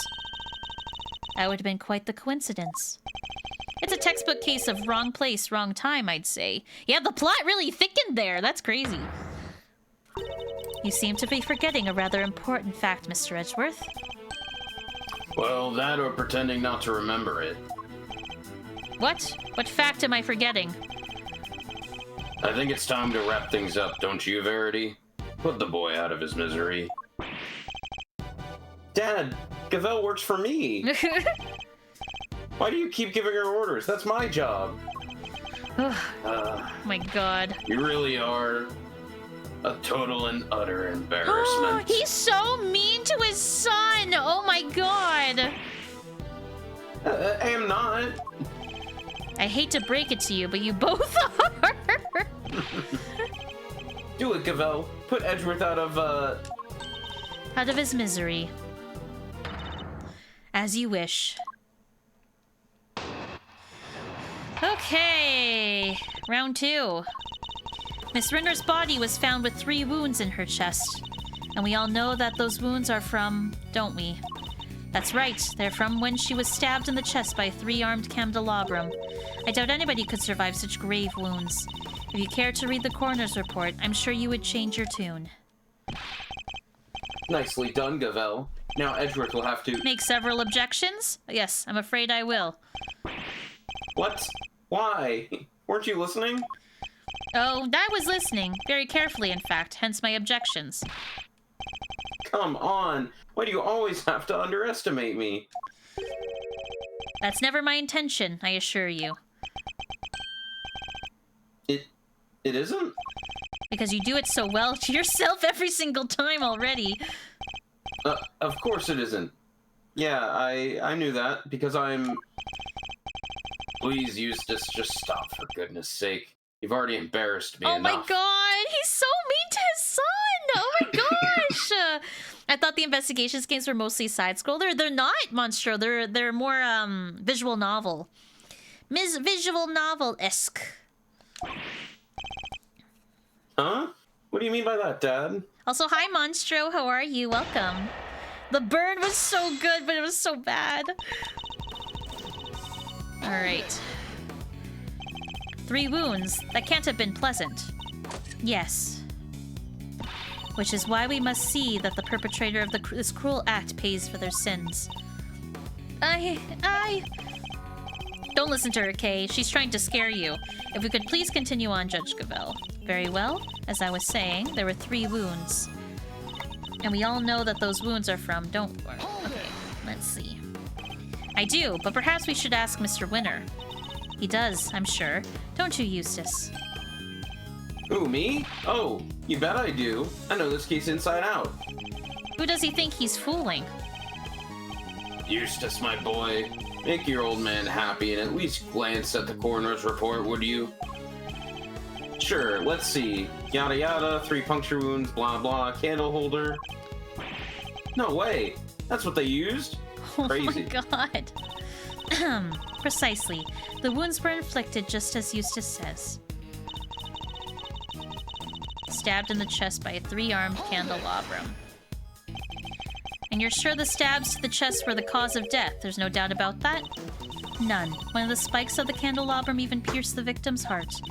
And unless you call Dr. Hurt's professional opinion into question, we can only treat that as a fact. The coroner's opinion backing up my own winning ones. Now that's what I call a flawless victory. Well, I'm certainly not about to ignore the coroner's findings. Hey, what about my findings? You can't just ignore them. But if the cause of death really was the puncture wounds to the chest from the candelabrum, that would seem to contradict one of the pieces of evidence we've gathered. He's just going to ignore my findings. He's ignoring me. Do something, Gavel. Oh my god. As you wish. At the very least, I'll ensure that he cannot ignore my own conclusions.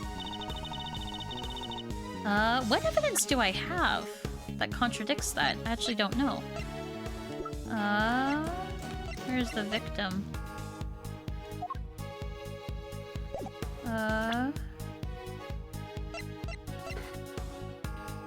What's this?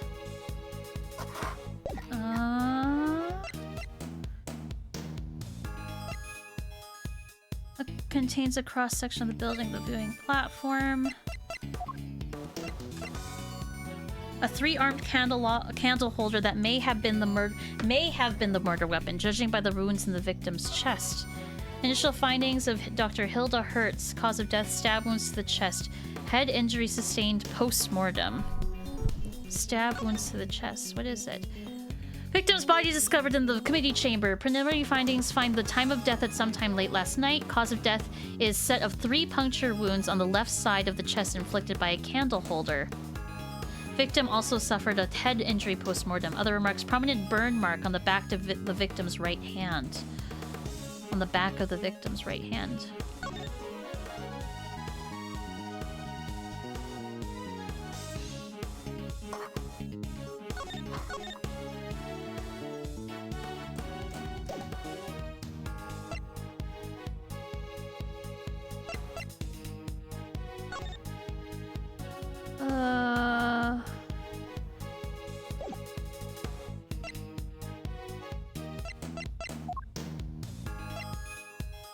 What evidence? Blood found. Oh, wait, hold on.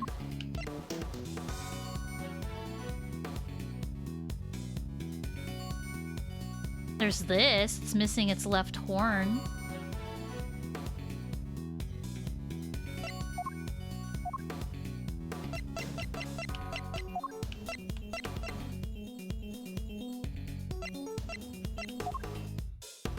It's the only thing I can think of.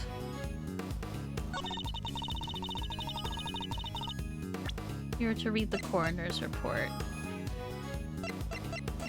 I just read that, didn't I?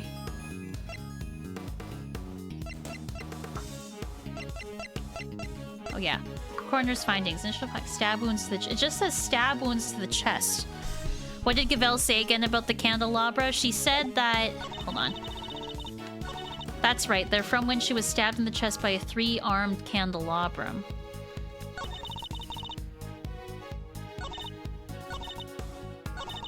If you care to read the coroner's report, I'm sure you would change your tune. I'm just gonna press this and see what we have.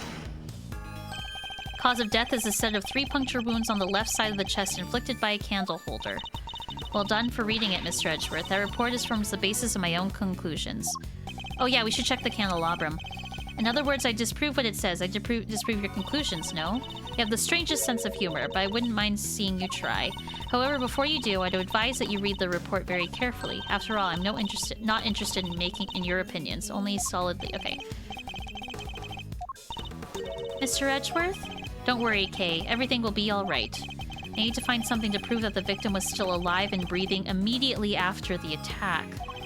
If I can't, Kay's fate will be sealed. Okay. Let's see. Let's see the candelabrum. Here, Jokey.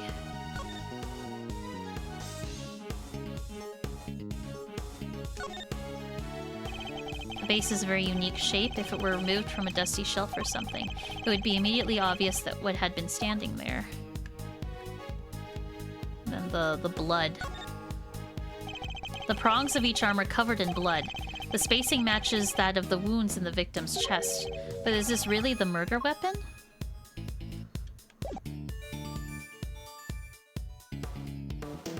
Like, the only thing that I can think of that it could be is that she was stabbed 3 times with, like, the horn of the broken plushie. But, okay, but Edgeworth said that we need to prove that she was alive.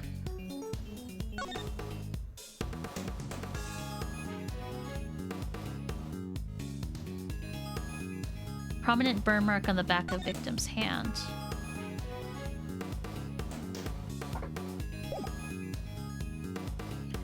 They were from when she was stabbed in the chest by a 3-armed candelabrum. I doubt anybody could survive such grave wounds. If you care to read the coroner's report, I'm sure you would change your tune. I doubt anybody... I think this is the phrase. I doubt anybody could survive such grave wounds. So we need to find out a piece of evidence that says that she was still alive.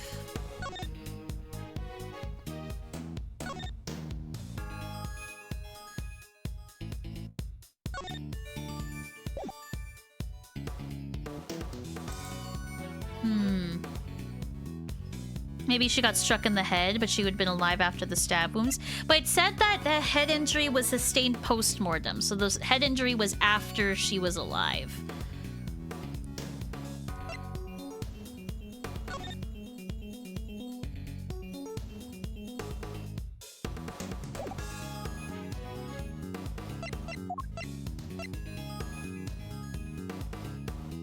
Well, do I present the photo again?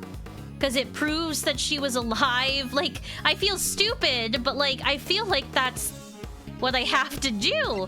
Is because she was clearly alive after she survived. Like, you know what I mean? Like, that's the only piece of evidence that I have that I doubt anyone could survive such grave wounds. But the photo's already yeah, it's not outside of Ace Attorney's realm to present evidence more than once. That's happened in a couple cases, so that's what's making me think it's this. But I'm second guessing myself here. Matt, am I on the right logic track, or should I be looking at something else? Check the shirt. This one. Ringleader wore a white jacket. You're not on the right statement. I'm not on the right statement. Okay, so it's not. She was stabbed in the chest by 3-armed candelabrum. If you care to change the read the coroner's report, I'm sure you would change your tune. Is it this one? What does this say? Hold on. I'll make sure you get your precious thing back. It's the promises book that Rosie promised to get Kay. That's what it was.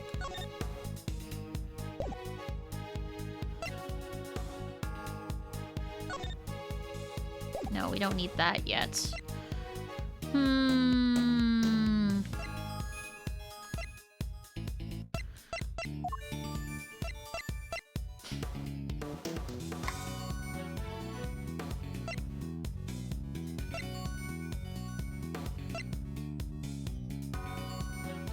Okay, Matt, I need help. I'm very stuck. I'm very stuck. Is it this one? Yes. Okay. Is it...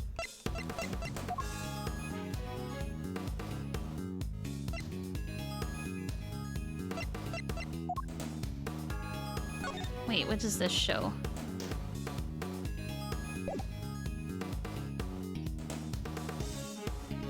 They are from when she was stabbed in the chest by a 3-armed candelabrum. Oh, wait!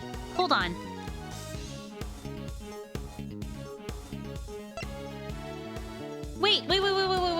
Wait. So she was stabbed... When she was stabbed in the chest by a 3-armed candelabrum, but she's stabbed wearing the white coat.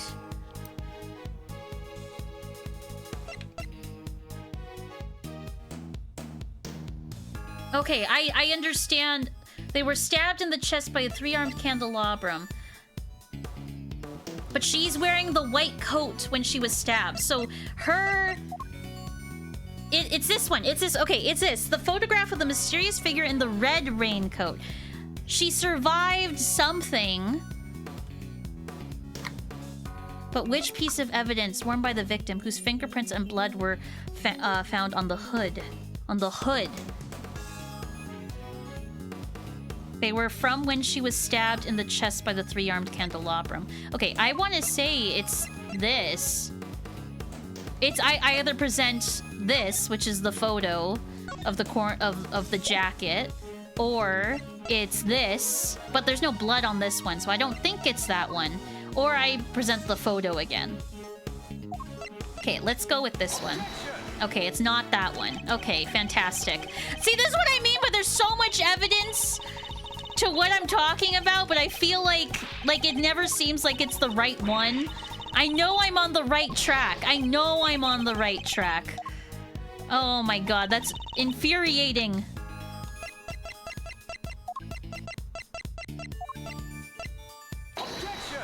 It's not the okay, Matt, which one is it? Which one is this? Is making me angry. This is making me so angry. Oh my gosh. Oh, oopsies. Which one is it? It's none of the things you were talking about. What? It's the raincoat itself. Oh my god, this is making me so mad. Oh my god. I'm on the right track though. I know I'm on the right track with the freaking coats. I know I am. Chairman Winner, you know what this is, of course. The red raincoat? That's right, isn't it, Verity? Yes, sir. The one Miss Ringer was wearing. I warn you, Mr. Edgeworth, you will not be thanked for retreading old ground here. Exactly, Kevy. This is exactly why Matt's here. Well, I'm afraid I have to regardless. Now then, if you'll answer me this, Judge Gavel. You told us the victim's bloodstains were found on the coat, but do you remember where exactly were they found? Of course, they were found on the hood and... Oof. What's the matter, Verity? The hood and... Was the blood found anywhere else on the raincoat? No, it was not. Doesn't that strike you as odd? The victim died of stab wounds to the chest? Wouldn't that lead to one to expect to find bloodstains in that area? And yet, there was blood only on the hood. That's a glaring contradiction if I ever saw one. There's a bigger contradiction that we're not covering here. The head wound the victim suffered wasn't just some accidental injury. It was inflicted before... Oh, does post... I thought post-mortem meant after they died. It does. Oh, okay. Perhaps you are correct. Perhaps the victim did sustain the head injury first. As you said, if she had been stabbed first, there should have been blood in the chest area of the raincoat. Therefore, Miss Ringer could not have been stabbed before the head injury had been inflicted on her.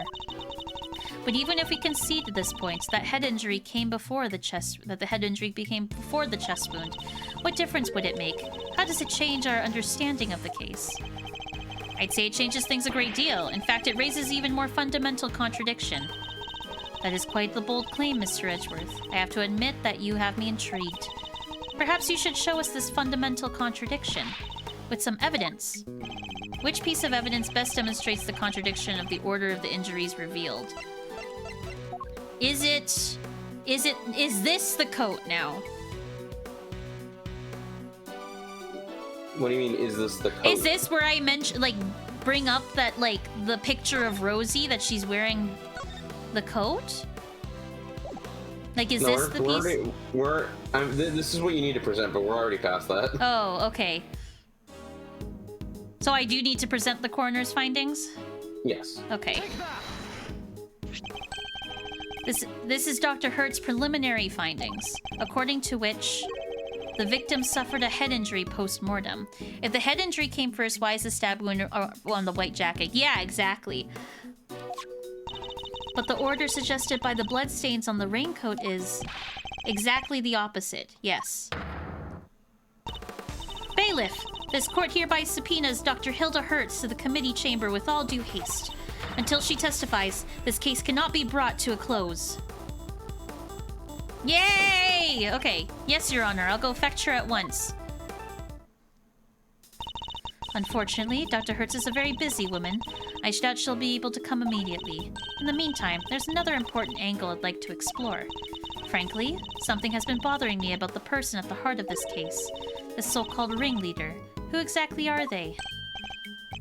Yeah, good point. We never looked into that, huh? Despite having been mentioned repeatedly in this hearing, we still don't know even the most basic facts that might help us uncover their identity. Well, Mr. Edgeworth, do you have any thoughts on the matter? We've seen nothing but that might serve as a clear evidence of the auctioneer's identity as of yet. But there is someone involved with the case that I can name. I suspect at the very least they might be able to point us in the right direction. And that's... Chairman Winner, I demand that you testify as to what you know. What?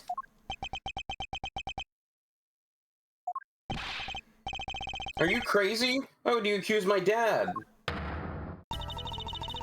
Would you cast doubt of the integrity of the chairman of the committee? Do you understand the implications of such an act? I don't care who or what he is. We're talking about the truth here. And about a man who seems dead set on framing Kay at all costs. The mask, the corsage, the ticket stub, and everything else. The items Kay was carrying when she was found. They were deliberately placed on her in her possession somehow. By Chairman Winner himself. A shocking accusation, and one that I find hard to believe. But for the sake of completeness, I must ask. Why would he do such a thing? To cast suspicion on Kay, of course. Why else? I even managed to get him to say something to that effect. Chairman Winner, your rebuttal, please. I think the good chairman might be in shock. So what if I did? Did you hear me, dear boy? I said, so what if I did? You say you got me to admit to as much? Where's your proof,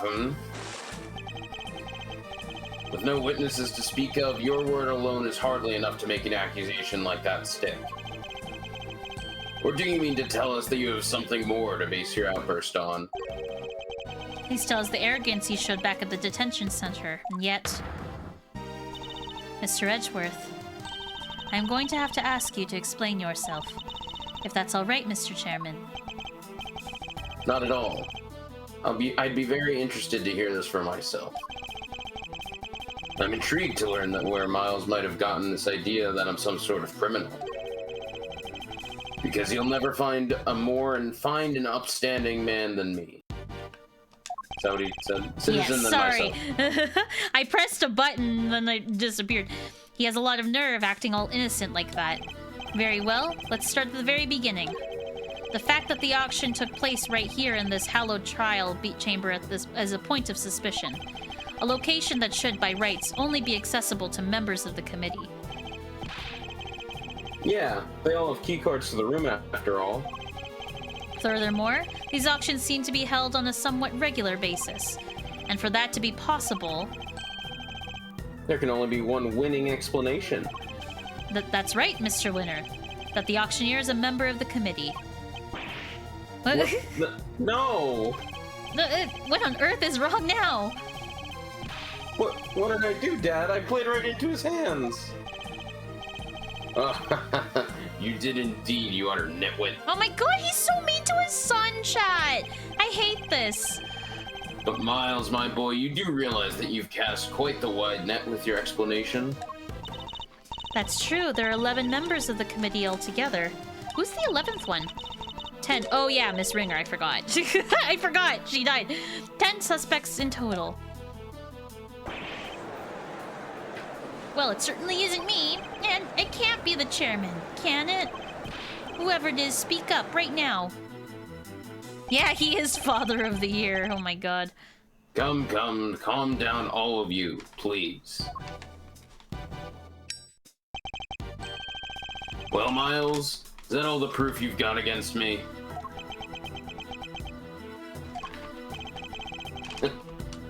You're very quiet all of a sudden. Hi, Pokemon girl! It was you! But it's too late to back out now. You accused a former chief prosecutor and current committee chairman of a crime.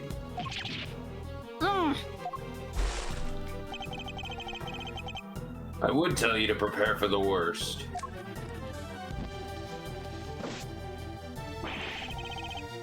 But there's no preparing for what you're about to face. Oh my god.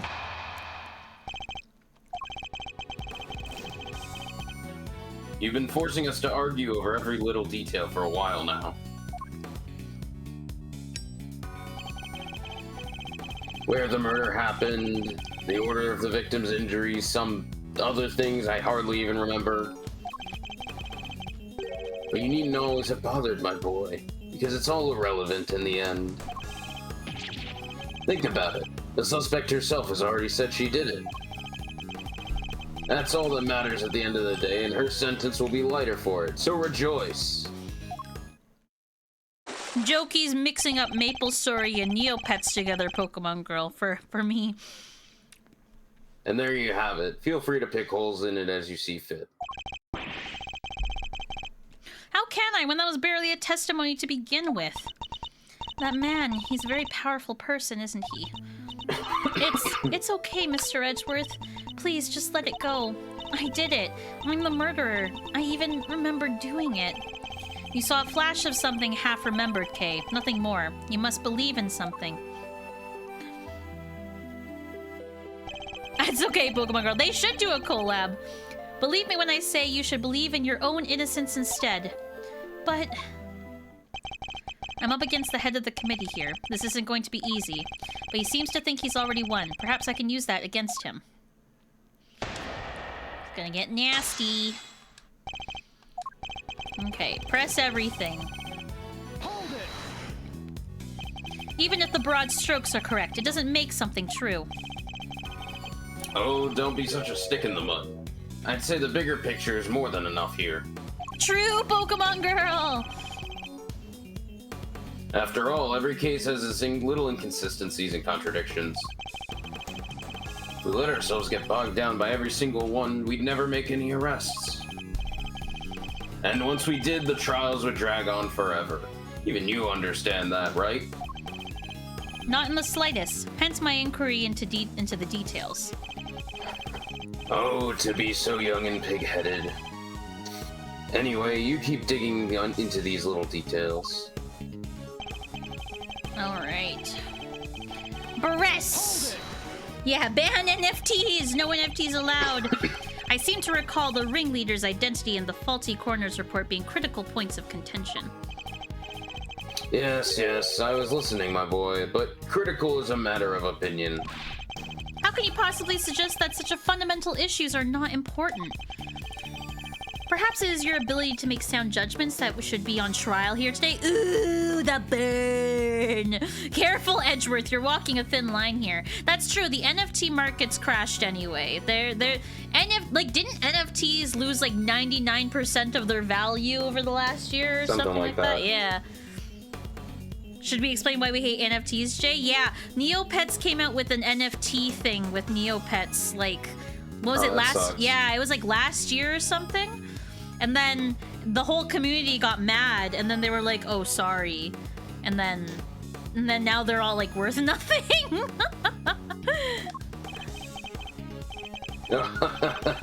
Bravo, my young hothead. Wonderfully cutting stuff. You do like to try, though, don't you? True, Kevy. True.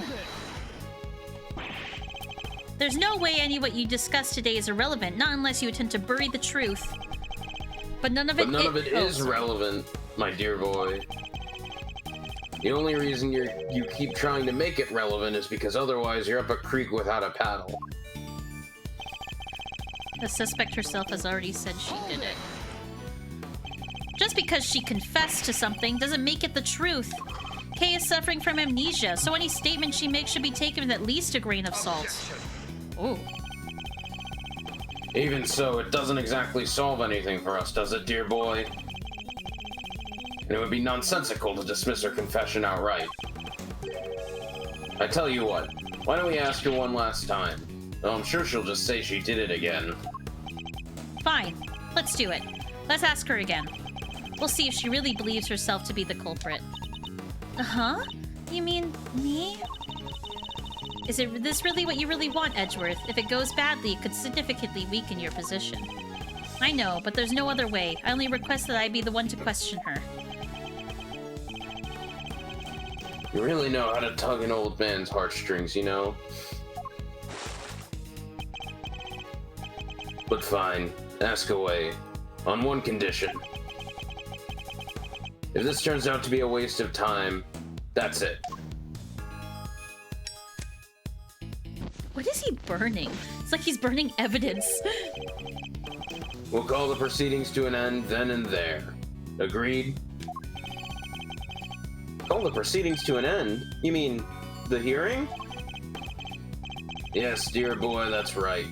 Perhaps you aren't a complete muddlehead after all. He's so mean! Now, just so we're clear, if we ask again and all that happens is the girl confirms her guilt, she is officially declared guilty on the spot. Yes, that sounds like a great plan, if I do say so myself. That's it?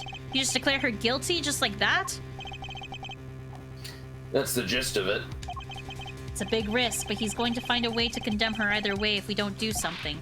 Kay! Yes? I know it's a lot to ask, but I need you to think. Do you remember anything else about what happened on the day of the murder? Ooh, it's on for Kay.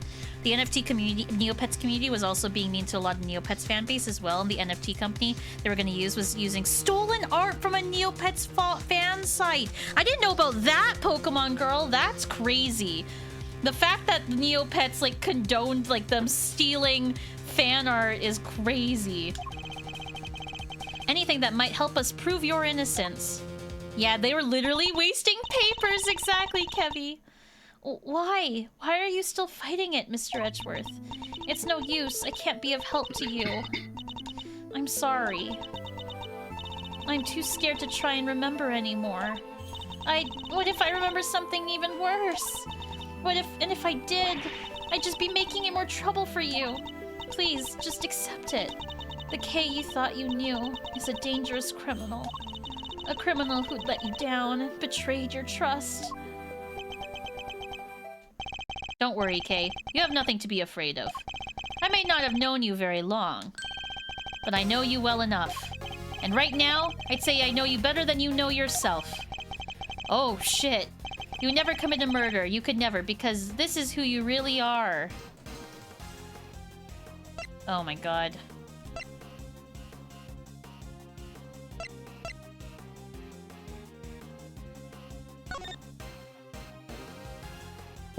Let me know if you want me to check your answer. Yeah, I do, because that's a lot of health gone. Oh, Jesus Christ. You're on it? I feel like it's either this, a letter that Kay was carrying. It is addressed to her. Dear Kay. I don't think it's this, though. I don't think it's that. It's the Yatagarasu pin. Or... I know it's so much help, it's so scary. A letter that appears to have been written to the victim by Kay. Thanks so much for agreeing to help. Now we both get what we want. Good luck with getting your revenge for what happened. No, I don't think it's that either. Okay, is it the Yatagarasu pin, Matt? Yes. Okay. Woo! Okay, okay. Woo! Take that! You're the great thief Yatagarasu. A noble outlaw who would never stoop so low as to kill.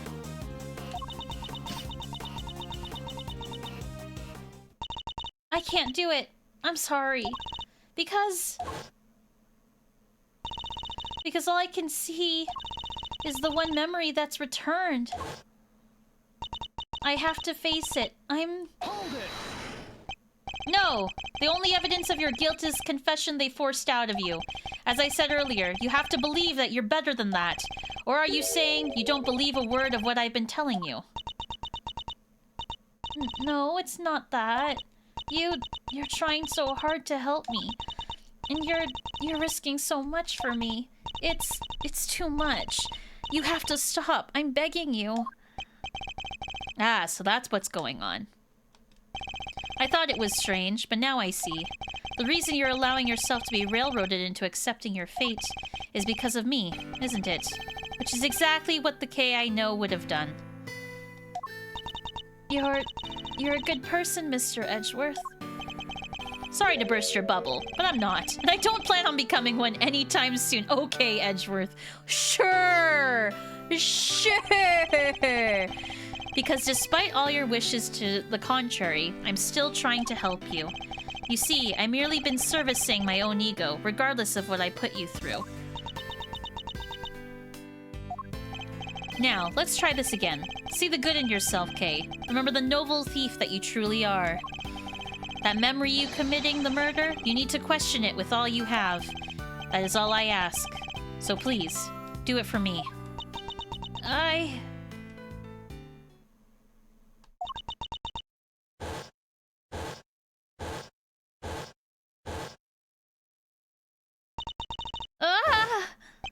Kay! What's wrong? Do you remember something? It'd be like some cliche movie plot if she did. A cow.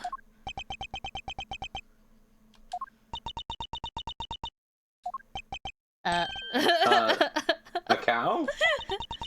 Mr. Edgeworth, if you could perhaps ask her for a few more details. Well, Kay, what can you tell us about this cow? I remember now. The person in the red raincoat. She had it in her hand. A stuffed cow. I can see it so clearly now. Are you sure, Miss Faraday? Are you absolutely certain? Yes, I'm sure.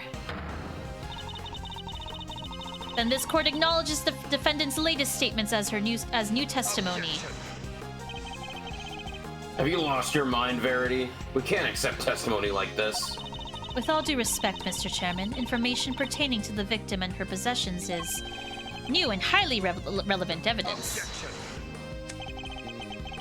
Need I remind you of the adult state of her memory? No, this simply won't do. You can't have it both ways! Adult, but if we claim her memory is unreliable now, then our own argument is weakened, sir.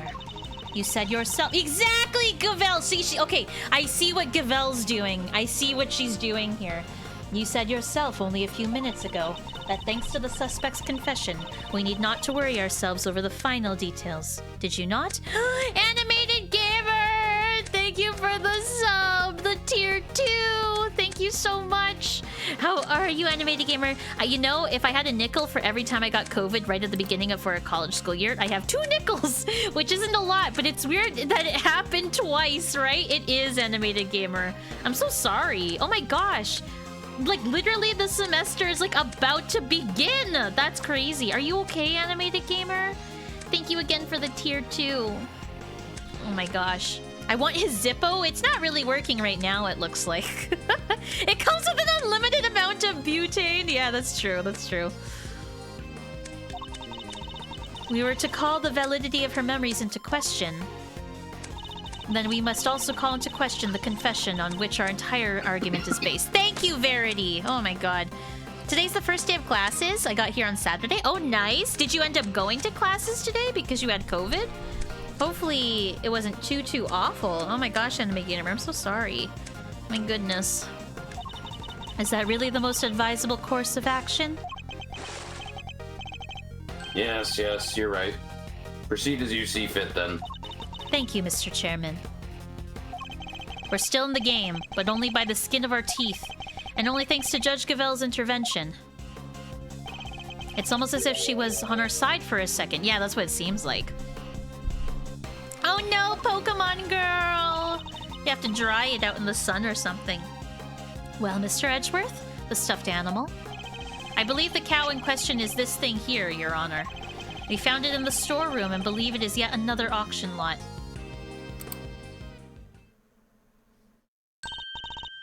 Wait, that's... Oh. Do you know something, Gavel? No, it's just not what I imagined.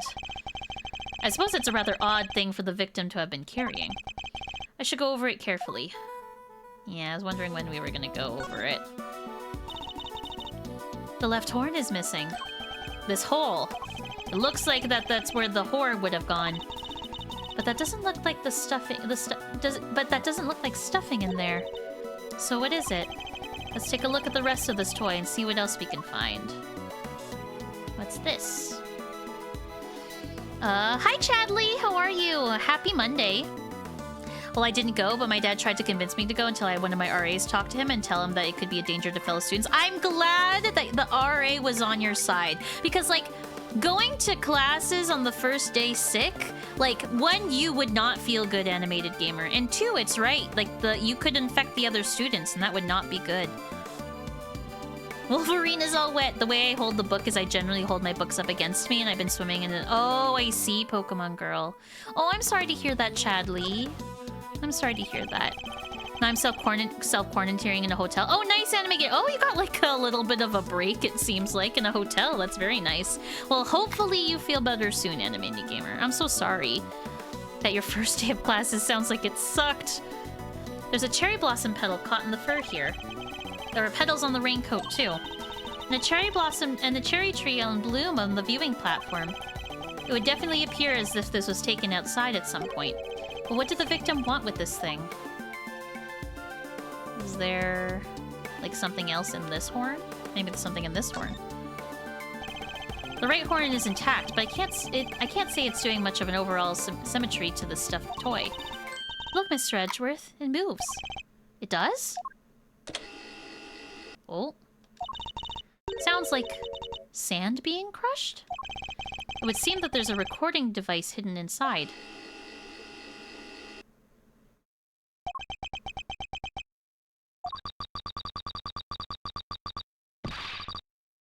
Oh.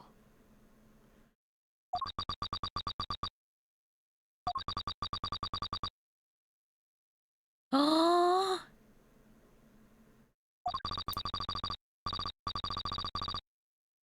Oh my god, it recorded her murder.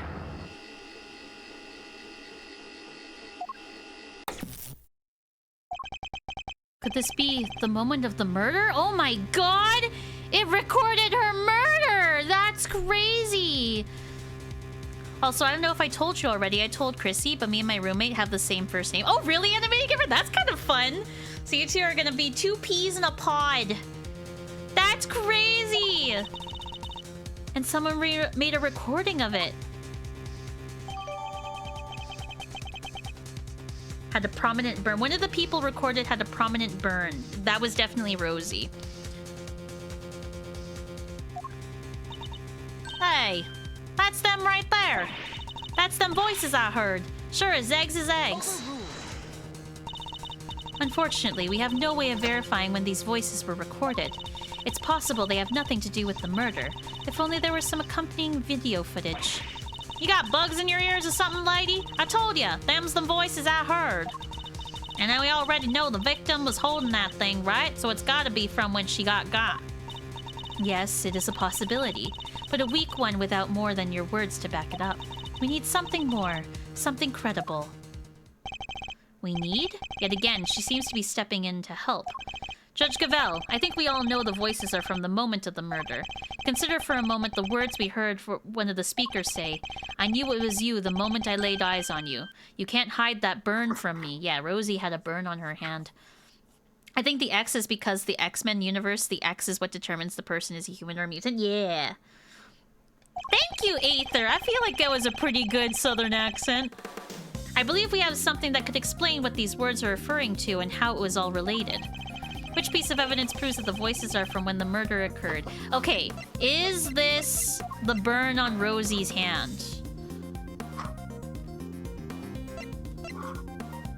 Or am I on the right track? Do I find I've been wanting to present the freaking coroner's findings for so long. Oh my god. Yes. Okay. I was Pokemon Girl. Like, it was late at night, too. On a Sunday. The coroner's preliminary findings. How do they prove anything? Alright. Oh, thank God!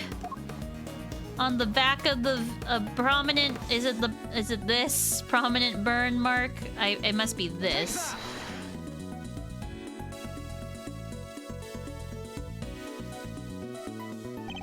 I think again on the words we heard. This in particular sticks out in my mind. You can't hide that burn from me. The victim had a prominent burn mark on the back of her right hand. And what of it? According to Kay's testimony, the victim was carrying this stuffed cow toy, and a burn mark, an identifying mark unique to the victim, was mentioned on the recording it captured. Huh. It's just a coincidence. Stuff like that happens all the time, right? I'm not so sure it does, especially not in this case. The court accepts that the recording may be from the time of the murder.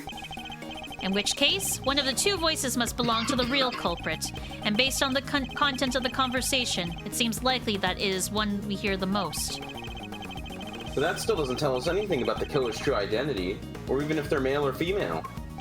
Due to the voice changers? Correct. Unfortunate, but unavoidable.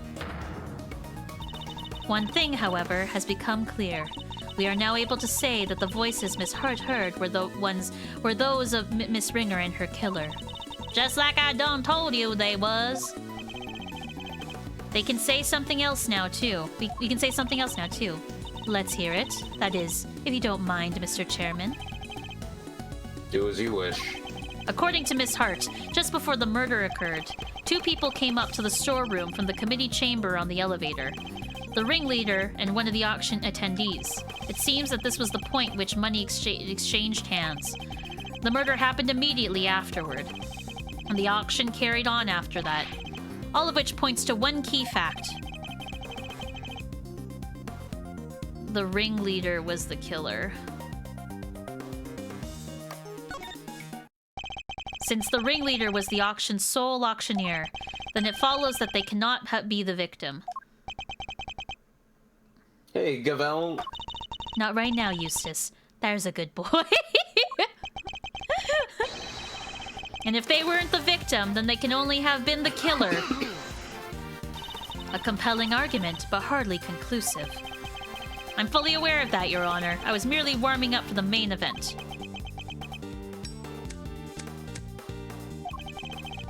There were certain traces left on the scene that seemed to suggest that the ringleader was the killer. Then please, hurry up and show us. What is something that was placed on the scene that points to the ringleader having been the killer? Something that was placed on the scene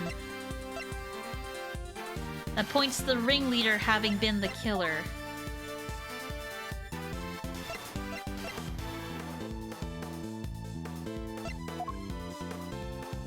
placed on the scene. The only thing I think of is, oh my god, the pin. I don't think it's the pin.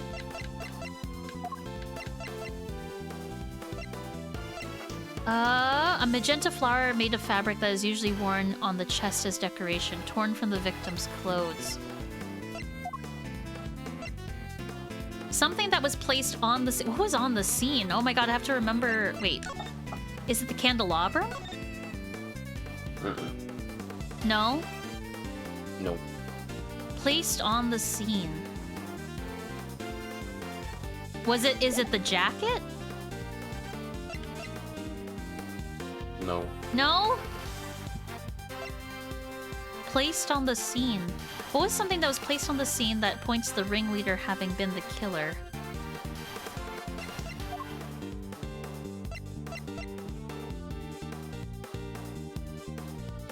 Is it the blood? Yes. Okay. Oh, sheesh. Okay, staying at a hotel is pretty cool, though, because I got my own space and privacy and a big-ass TV that I can hook up my Switch and computer to. Oh, very nice. You're living the big life, animated gamer. Oh my gosh. And you can order, like, Uber Eats or something if you want to. I can see you getting mad at something in the next case, but I can't tell you what it is because it's a spoiler. Yeah, I guess we'll wait to find out and see, Pokemon Girl. The killer deliberately left a large pool of blood at the foot of the goddess of justice statue. It was due to that blood that we originally thought the murder happened in this chamber. But it was simply a ruse, designed to cover up the blood that had dripped down from the storeroom in order to conceal the existence of the underground auction, correct? Correct. If the culprit had nothing to do with the auction, they would have had no reason to cover up that blood. Which further supports the theory that the ringleader and the killer were one and the same. And as to the identity of the ringleader, do you have anyone you'd like to name? The auction is always held in this committee chamber, with its storeroom located just overhead. So at the very least, we know the murderous ringleader has some connection to the committee. Yes, yes. And you suspect me, correct? As the committee's most powerful member, that should hardly be a surprise, right? Ooh. You're a fine prosecutor, that much I'll give you. But as I think I have mentioned already, you're also hopelessly naive.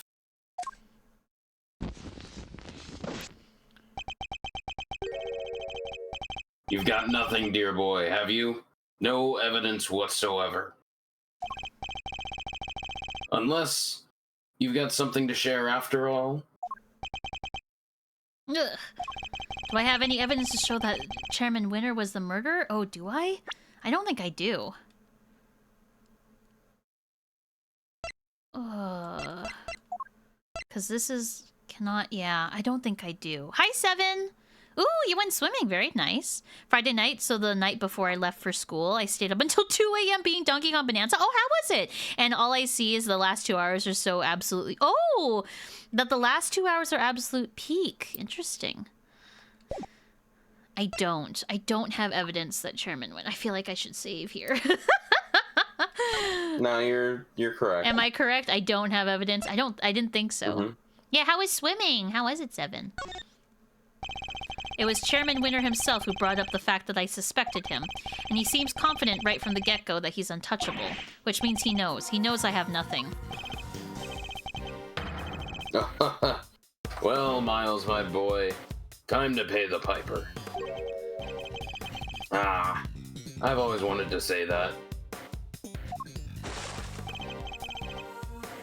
Verity, he's all yours.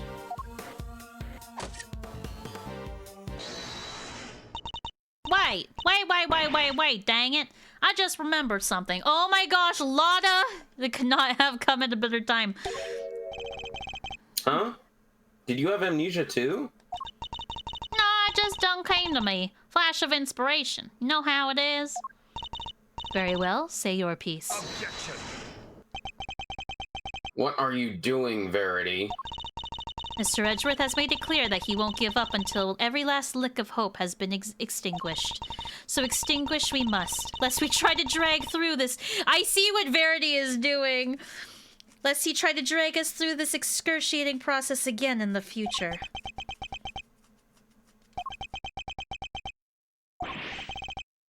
Yeah, what she said. I don't quite get it, but it sounded pretty cool. Swimming was great. It was with my cousin's little toddler. Oh, cute!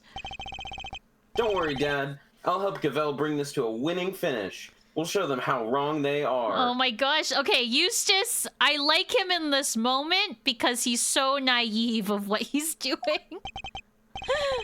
Fine. Let's hear what the witness has to say. You heard the chairman, Miss Hart. If you would be so kind. Well, alright then. Here goes nothing. The facts, Miss Hart. And nothing but the facts, please. I will say if there's one weak point with Bonanza, it's the boss fights. Okay. Pretty much all of them involve walking up to them and punching them till their health bar runs out, and most of them go down so short that they're not memorable at all. I see, I agree with that. Ah, oh, you played it, Matt. Did you finish the game, Matt? Yeah, I finished it. Oh, okay. I think you and Animated Gamer are the only two people that I know that have played it so far. But Monkey Yeah, Smash. it was good. Okay, okay. That's good to hear. I heard that, like, I've heard that it's better than Odyssey, and I don't know if that's necessarily true, but I've heard that it's very, very good. I personally would disagree with that statement, but I have not replayed Odyssey since it came out. And honestly, I mean, when it comes to platformers, I don't really have a dog in this fight anymore. You know, Yeah. If anyone says one's better than the other, I'm just like, yeah, sure, whatever. Fair enough. You don't worry your pretty little head on that front. I'm a journalist. Truth's my middle name. I do think Void Co. are better characters than Brutals and Odyssey. The Brutals had more memorable boss fights. Oh, okay. Yes, Yeah, see. I mean, I agree with that. Yeah.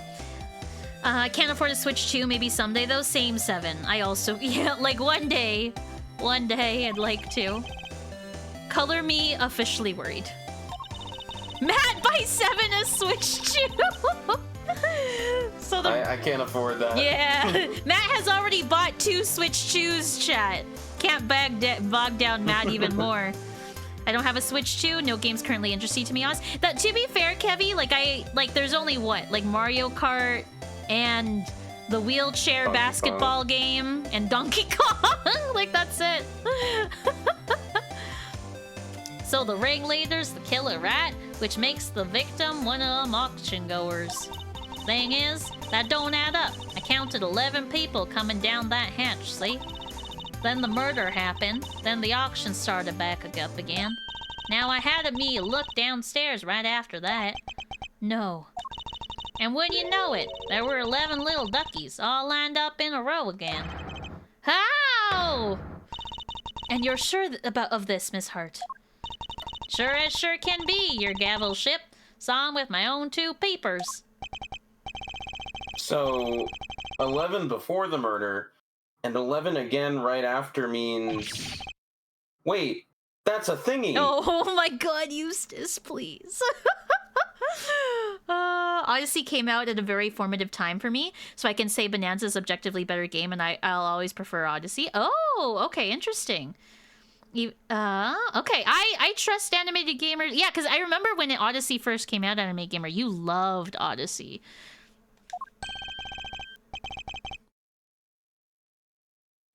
Oh, A contradiction, Eustace. Do try to keep up. Do try to keep up. I'm gonna turn on my light for a second. It's getting dark in my room. Okay. Turn on the light. A thingy! Thank you, Kevy, for the drink water. Thank you. Miss Hart, did nothing really change at all? I done told you already. They carried on right again like nothing even happened. Oh, except for wasn't nothing much, but what is it? That little old mallet doodad can't have yourself an auction without one. Kinda like the one Missy over there's got, but different. The auctioneer's hammer. That's the bunny. I don't hear that thing banging and clanging right the way through, then nothing. Just like that. So the noise of the hammer stopped midway through. Could have been something to do with the murder. Okay.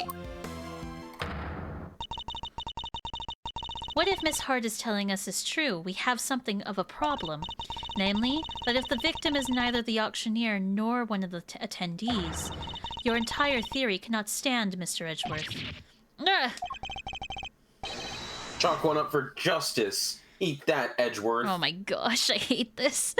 Hi, Kyle. How are you? I'll never forget coming home from school one day and my tutor that came to our house was there. The copy of Odyssey I pre-ordered from Amazon the day before the official release. Oh, that's crazy!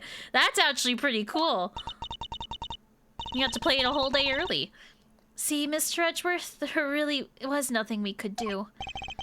No, there must be something we're overlooking. Something we still... That means that there was no freaking murder! What the hell? I just need to think. If I can't, K is... Alright, kids. Do we finally have our answers now? If so, then I suspect to you to make good on... Ooh, it's Verity. One moment, sir. I worry that it might still be a little early to pass judgment. After all, we have one more matter yet to resolve. And until we do, we cannot claim complete and total victory over Edgeworth. Is that not so, Mr. Edgeworth? Frankly, I expected you to have raised your voice by now. A loud hold it, perhaps? Oh, yes, of course. Come on, Edgeworth, get with the program here! If Odyssey came out for the Switch too, they would have been they would have banned Animated from playing it early because anti-hack measures! I heard about that. Oh my gosh. Nintendo very crackdowny as of late. And once again, she has rescued us from the jaws of defeat. Very well. Let's get this over with, shall we? What is this one matter that still remains? I saw someone cosplaying that kid in your current chapter at a con, and I too went, "Oh, you really, Kyle? That's fun." Why, a contradiction in the coroner's report, sir. That's... I'm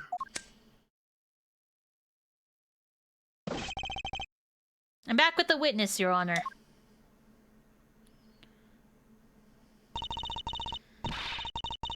What's this all about? Why'd you call us back down here? Did somebody suddenly fall ill? I'll have a compress ready with 2 shakes of a... Ouch! This better be good. Did somebody else drop dead? Well, they might soon wish they had. Dr. Hertz, Miss Needler, thank you for coming on such short notice. Let me assure you, this won't take long. Quit trying to bar me up and cut to the chase, will ya? Haha, of course. We summoned you here to confirm something. What is Judge Gavelle up to? Dr. Hertz, this court asks you to provide the unabridged truth regarding the following. Do you stand by your preliminary findings? Can you vouch for their complete and total accuracy? Grandma doesn't make mistakes, ever. That's strange. Huh? What do you mean? In the course of this trial, an error was indeed found in her report. And so I ask again for the truth, Dr. Hertz. Did you alter, tamper with, or in any way falsify your findings? That's awful! How can you even say that?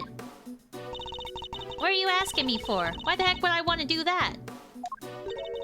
To help the true culprit, of course.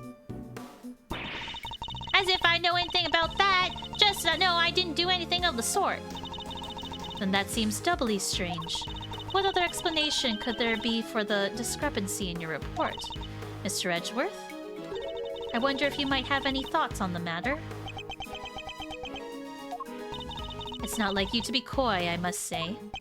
Why does she keep taking charge and helping me? I still don't know what she's trying to do, but I'll happily take what I can get.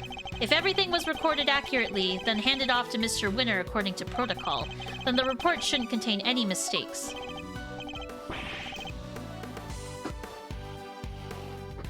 Wait. For the record, I didn't do anything to the report.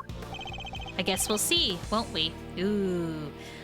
I also think when comparing Odyssey and Bonanza, One of the reasons I like Odyssey better is because it has much more of unique level ideas. While the levels of Bonanza aren't bad at all, there are only two that left the same impression on me as most of Odyssey's levels. Okay, but one thing that Bonanza definitely has over Odyssey is giving you a better incentive for getting collectibles. The skills tree is so good. Oh, there's a skill tree in Bonanza? Oh, interesting. I didn't know that.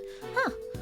I definitely agree with the with like that first part. The level designs? About the unique levels. I think that was one of the bigger issues I had with Bonanza. Like, not like a super big issue or anything, but it was just, you know, like, because like all the terrain is like destructible, I would say the level design like is a little bit more or a little bit less constrained in like you get what I mean by that? Yeah. Like is every single like thing destructible? Like a decent amount of it. Okay. Like 80 to 90%. Like. Okay. At least like somewhere between like 70 to 90% of everything is destructible. I see. Okay. I guess we'll see, won't we? Dr. Hertz, perhaps we could begin with your side of the story. Why do we even need to? This is pointless. I'll be the judge of what's pointless, thank you very much. We have patients waiting back at the hospital. But Grandma, ouch! We really don't have time for this. Won't you please help us? I can't stress how important this is. Grandma says she'll testify. But could you please make it quick? We're not back in soon enough. People will suffer. And yet you have no qualms about taking your time and buying cotton candy the last time we saw you. We'll let you go as soon as we can, I promise. Assuming you tell us the truth, that is. No way there's a mistake in Grandma's report. Not ever. I've been dealing with the dead longer than you've been alive, Sonny Jim. Me writing something wrong is about likely as... Ouch! And what the heck do you think I'd stand to gain by doctoring a file, Don't make it a lick of sense. And that's all she has to say. Nothing funky here. See? It's just as I thought. There's no chance the good doctor doctored her findings. And you swear by the holy goddess that this testimony is true. Of course! Grandma's never told a lie in her... Your opinions are not necessary, Nurse Needler. Your grandmother is the subject of this inquiry, not you. Not necessary? That's not fair. I'm the only ally poor Grandma has. Go ahead and shout objection left and right, but you best be prepared, Mr. Ex-Prosecutor. Oh, I'm more than prepared. I'm ready to expose the truth behind the error in the report. And like both of the memorable levels in Bonanza for me has its basic theme lifted from Odyssey levels. Oh, that's funny. Hold it. Inspiration. Never. You're saying that Dr. Hertz is infallible. She has to be. A doctor can't afford to make mistakes. Even a veteran like Grandma would never be out of a job if she messed up even once. So there's no way she of all people would. I got a whole hospital relying on me. Might be you can bungle your work and survive, mister, but I can't. Hold it. And you really never made a single mistake in all that time. Doctoring's all about experience. The longer you've been at it, the better you get. If only the same were true of prosecuting. Chairman Winter would be the best in the business. But I think we can all agree that that's not the case. Oh, you really are the devil, Miles. But you're also quite wrong. I've never once made a mistake either. Interesting. Sounds familiar. After all, I have people to do that for me. Resort Layer is a seaside kingdom and the Feast Layer is like Luncheon Kingdom? I see.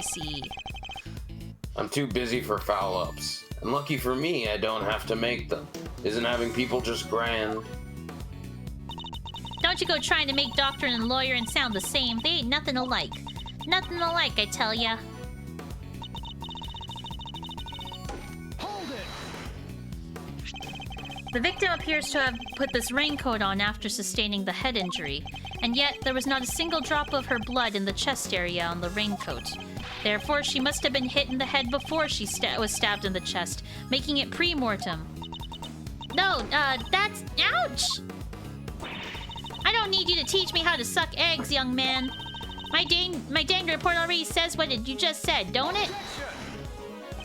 Your report states that the head injury appears to have been sustained post-mortem, which is exact opposite of what I just said. Oh. Sure. I diligently dictated the report to Florence here, and she wrote it all down, just like I said. If something happened in it after that, were nothing to do with me. You dictated it? Could you please tell me more?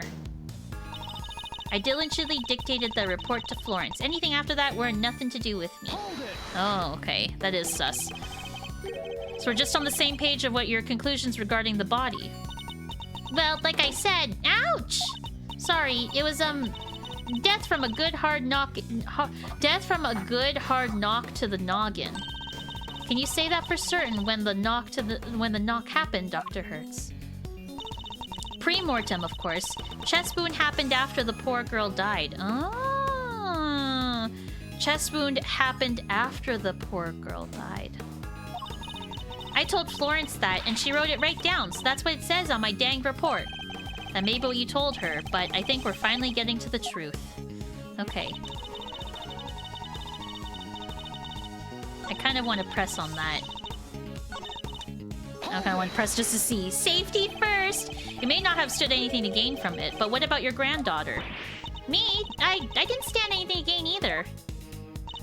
Never mind her. What about your little friend over there, She's stand to gain something for sure. Look at you, trying to accuse my sweet innocent Florence of wrongdoing. Yeah, you ought to be ashamed of yourself. Alright. Anywho, nobody doctored that report, you hear? Nobody. Okay. I diligently dictated the report. Anything after that were nothing to do with me. So that's what it's... So I guess we present the coroner's report. Because it says the opposite. I don't need you to teach me how to suck eggs, young man. Dr. Hertz, I'd like you to take a look at the report for yourself. Oh, I'll read it too. Ouch!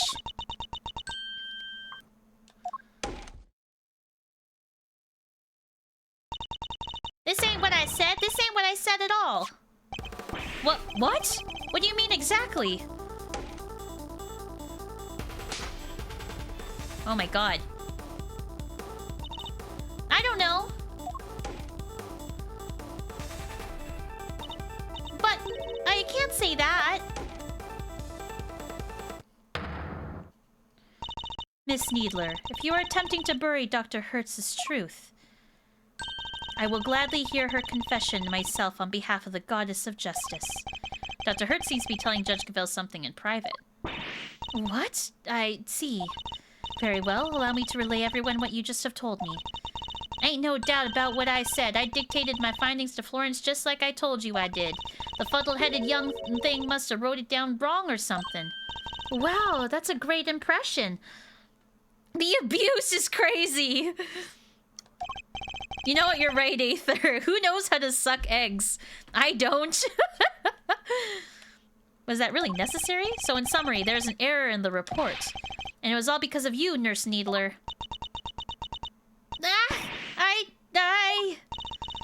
The truth facts have now been shown to be the head injury occurred prior to the chest wound.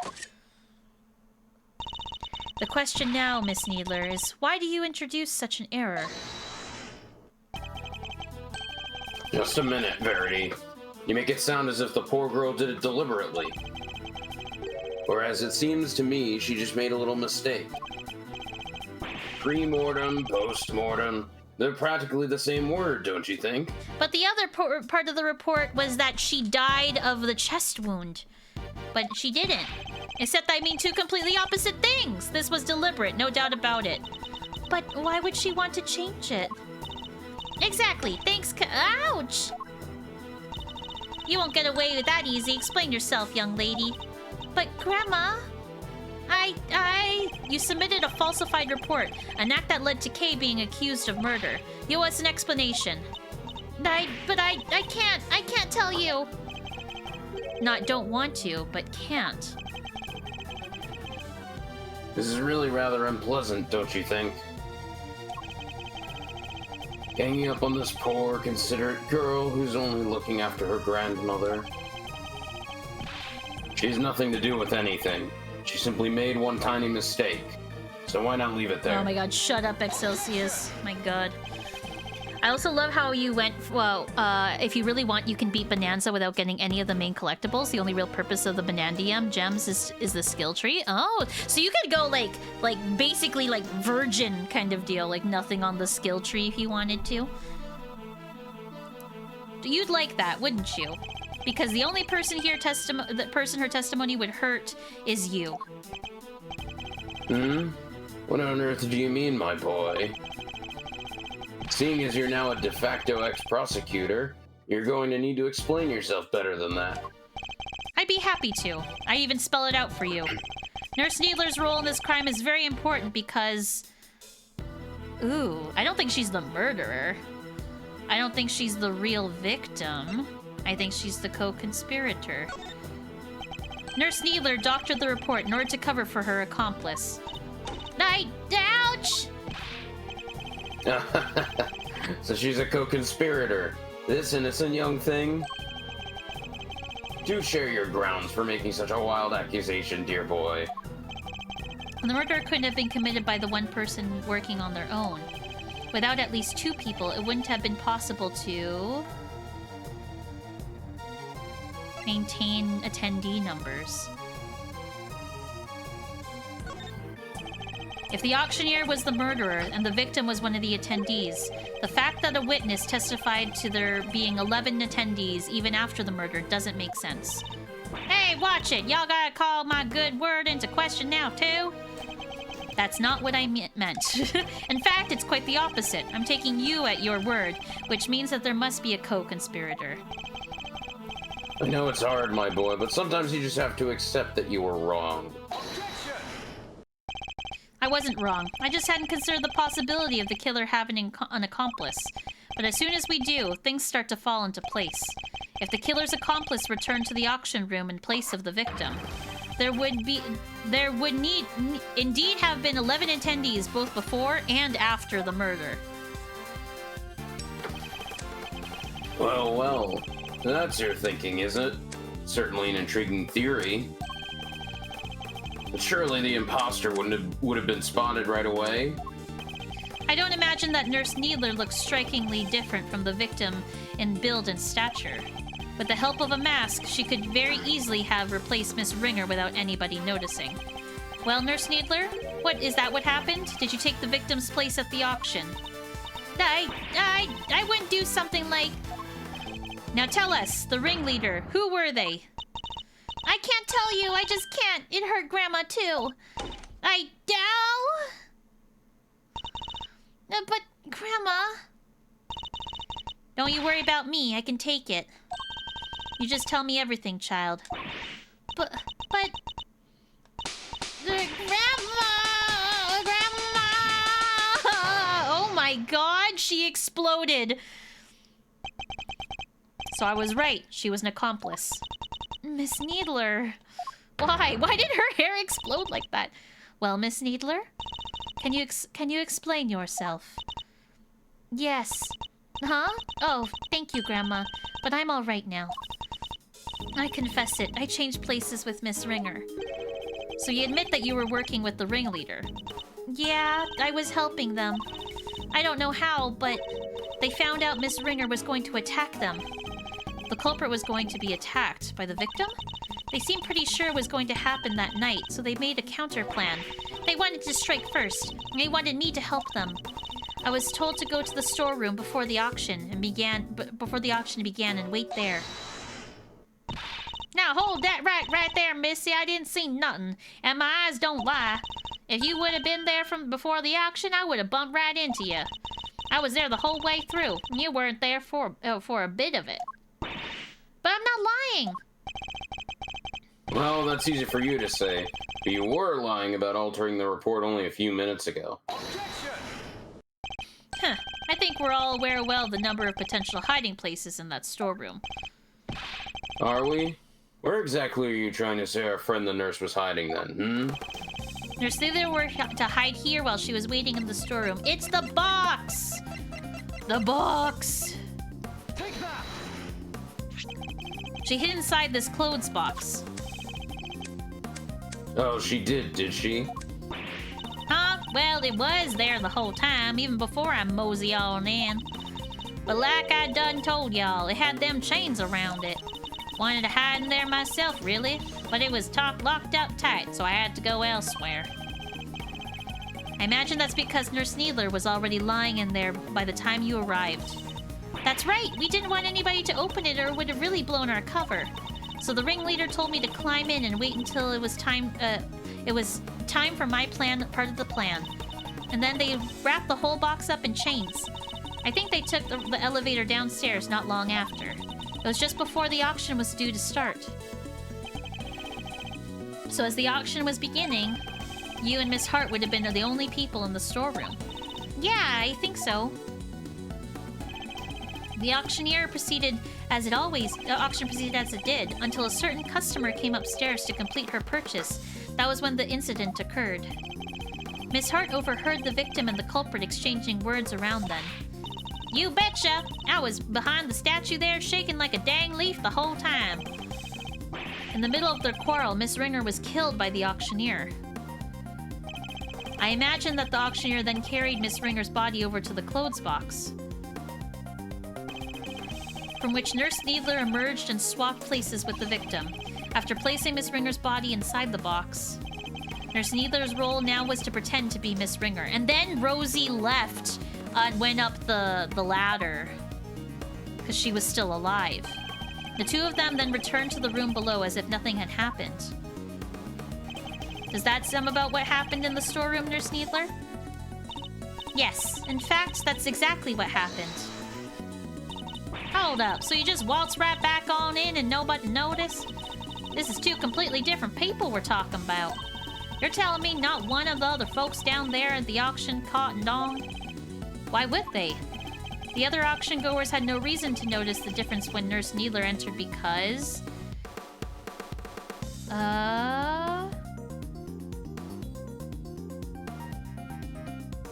Oh gosh. I don't think... No, she didn't steal the victim's clothes. She was using the victim's name? She was imitating the victim. I think she was imitating the victim. She did her best impression of Miss Ringer and her mannerisms. With her face covered, who would have noticed the difference? You're yanking my chain, right? Anybody who took one look at what she was wearing, that too. Oh, is it clothes? Yeah. Oh my gosh. I'm trying to logic in my head. Oh yeah, it is the clothes. Okay. It is the clothes. As we've seen, Miss Ringer and Nurse Needler are about the same build. What's more, the auction rules required attendees to wear their masks at all times. If Nurse Needler were wearing the same clothes as Miss Ringer, nobody would have been the wiser. No, they weren't. I borrowed Miss Ringer's clothes and... Ouch! And left the poor child in her smalls? I have you no respect, girl? No, Grandma, I thought the same thing. It wouldn't have been nice to leave her like that. So when the ringleader wasn't looking, I put that raincoat on her. So that's how Miss Ringer came to be wearing it. Thus, the auction was able to carry on as before. Guess that part where I caught the red raincoat on film came just after. Yeah, must be. Then that all makes sense. Bye, Kava. Have a good night. Thanks for popping in and saying hello. Right after that, when I went on over and looked downstairs through the gap in the elevator, spied me 11 happy little auction goers. Then back and snuck I came in my little hidey hole. Don't tell me you were hiding back there the entire time after that. Well, that is not exactly. What is it? Did something happen? So I may not have mentioned this before, but I fell asleep for a few winks after that. Well, passed out. Unconscious, you might say. What? What happened? Oh, nothing much. Kinda silly, really, but there was a sudden loud noise, and it startled me just a little bit, you know? Alright, maybe the more little, but I just witnessed a murder. Can't blame a girl for getting jumpy. Guess that got my heart shook and my head faint. Before I knew it, I was out like a light.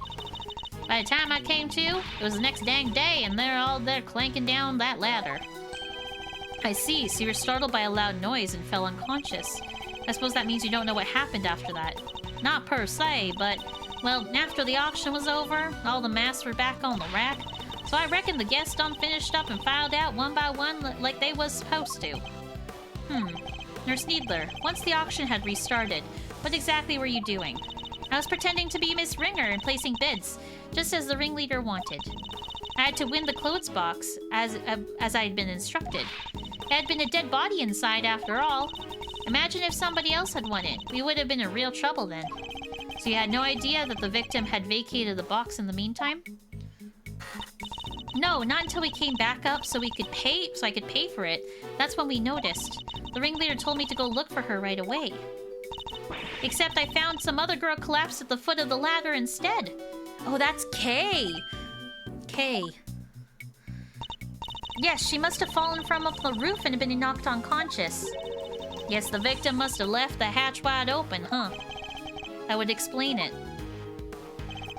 Kay would have been so shocked by seeing Miss Ringer fall motionless right in front of her that she wouldn't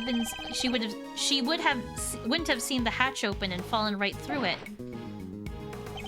That explains the noise that caused you to faint as well, Miss Hart. It was the sound of Kay crash landing onto the storeroom floor. Yeah, I suppose. I can't believe something like that done knocked me out for so long, though. So in summary, by the time Miss Needler found Kay, you were already sound asleep behind the statue. I think we got a good grasp on what occurred up to this point now. Nurse Needler, if you would continue. Sure. So I found Kay, and next I found Miss Ringer, and then I put both in the clothes box. We couldn't risk any of the auction goers seeing them. That would have caused a real hullabaloo. That was your idea, or the ringleader's? Theirs. But putting the raincoat on Miss Ringer was my own idea. So I tried to get rid of it before they found out what I'd done. I imagine they were none too pleased when it showed up as a prize piece of evidence in this case.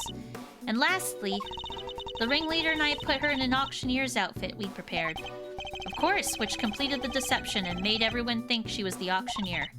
All in all, the auction finished up without anybody noticing, and that was that. So now we know the extent of your crimes, Nurse Needler. If you have anything further to share, I advise you to do so immediately. I wish I could tell you more, but I'm sorry, that is all I know. Oh, except for one thing. It did seem a little strange, I guess. But I was borrowing Miss Ringer's clothes. I took everything I could, but I couldn't take her hair, obviously, so... Ouch! You're dang right you couldn't take her hair. What kind of medical professional are you? That's where you draw the line? Taking so taking her clothes was okay? Her hair was totally different. The style, the length, everything. I kind of panicked. But the ringleader thought of everything, including wigs. 2 of them, in fact. There was a straight one and a wavy one. They were both stashed in the clothes box. 2 wigs? But why? Right? I wondered that too. I thought maybe they were worried she might have changed up her style. Anyway, I took the straight one. That was the one that matched her hair though on the day, leaving a wavy wig in the box. What does that mean? And that's everything you know? There's nothing else you're forgetting? No. Huh? No, really, Grandma. That's everything. And I take it that you really have no idea who the ringleader might be. Sorry, I only know what they were in charge of the auction. I didn't see them without their mask on. And they were pretty careful to keep their identity a secret from everyone. Ugh! If I can't get something concrete on them... Well, Miles, are we about done? Okay, I don't know why you're so happy, Mr. Frickin' Excelsius. Kay is clearly not the killer after that. Holy crap. You've proven the nurse was part of the murder plot. But sadly for you, it doesn't change a whole lot. It changes everything, actually. Because it does nothing to prove that Kay Faraday isn't the ringleader. What are you talking about? She put her in the box. And justice must prevail. What are we can't change the doing law, here? even for my your god, sake. this is so stupid, Matt. This is so dumb. Oh my god, you're actually very wrong. No, Edgeworth, you're not. Come on. Oh my god, Edgeworth, come on, use your. Thank you. At least someone's paying attention. Thank you. Oh, thank God. god! Someone with a brain is here! Oh my god! Francisca, what are you doing here? As I told you before, Miles Edgeworth, where the case leads, I follow. Your dedication is an inspiration to us all. But don't go getting the wrong idea, little brother.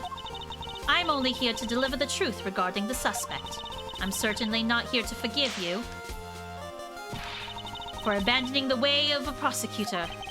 I understand that. You should thank your former subordinate for what I'm about to share. In his desperation to help Care Faraday, he gave me a valuable piece of information. Detective Gumshoe did that. Prepare yourself, Miles Edgeworth, for the final piece of the puzzle. Rosie Ringer's head wound was the first of the injuries she suffered, not the second. Yeah, that's a little late, Francisca. Good. Well, someone say something. Yes, there's no easy way to say this, Francisca, but we already proved that ourselves. No, good try, Francisca! You... What? Yes, just a few minutes ago!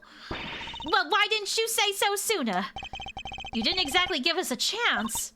And I suppose you know about the murder weapon, too? No, not yet. Ha, good. Then listen up. The victim was struck on the head with a blunt object bearing a circular surface. And the wound to the chest was actually inflicted post-mortem. A circular surface. Objection. We're trying shadows, guys. And you're certain of that, I assume? Your sources are above board? Two trusted medical professionals reached the same conclusion independently. You couldn't ask for more. Objection. That's certainly good to know. Objection! Unfortunately, you're overstepping. Of what? I'm the prosecutor in charge of Interpol's investigation into the underground auction, and this murder occurred during that auction. It would be negligent of me to not pursue leads pertaining to related parties. Especially the victim. My. You've really become quite the force to be reckoned with, haven't you, my dear? Then all parties are in agreement. The victim died from a blow to the head. Okay! Sadly, the murder weapon itself has yet to be identified. Based on the shape, I might have an idea or two. But guys, I didn't turn up any other weapon during my investigation. And yet, one only needs to think about the setting of an auctioneer's tools and the answer should be obvious. An object with a circular surface used in an auction, we're obviously talking about an auctioneer's hammer. What would an auctioneer have readily at hand? An auctioneer's hammer, of course. But we never found one of those. If the auctioneer was indeed the killer, it does seem likely candidate for the murder weapon. But without the evidence to support your theory, it remains nothing more than that. Oh, I have the evidence you need right here! The piece of evidence strongly suggests that the auctioneer's hammer was the murder weapon. Oh, God. This piece of evidence?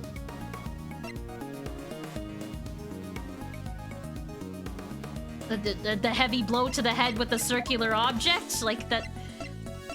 Is that it? Do I present this No. again? No?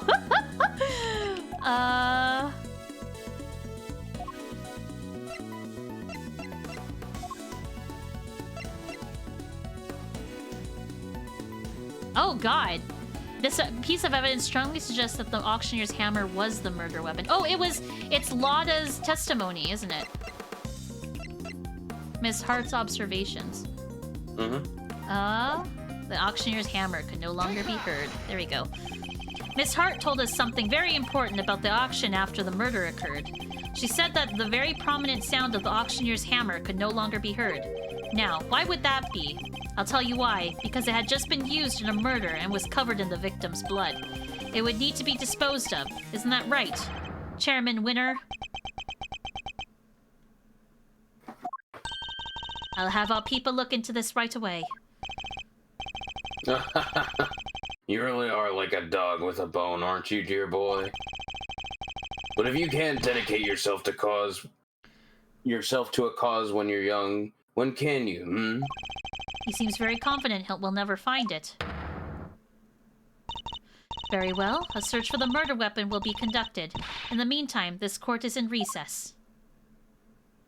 Recess to be continued? Oh my god. We don't have that much left, do we? Yeah, not that much. Okay. Alright, chat. We're going to the end. However, I am going to go to the washroom because I really need to go to the washroom. So, enjoy the screen and talking with Matt for a bit. Here you go. Hello.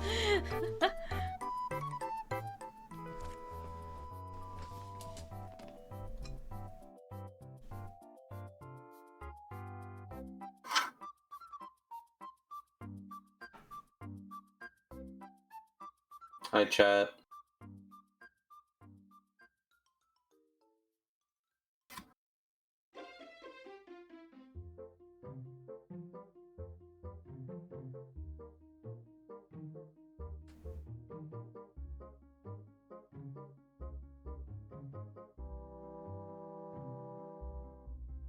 That's true. Wow, I completely forgot about that. That was a long time ago.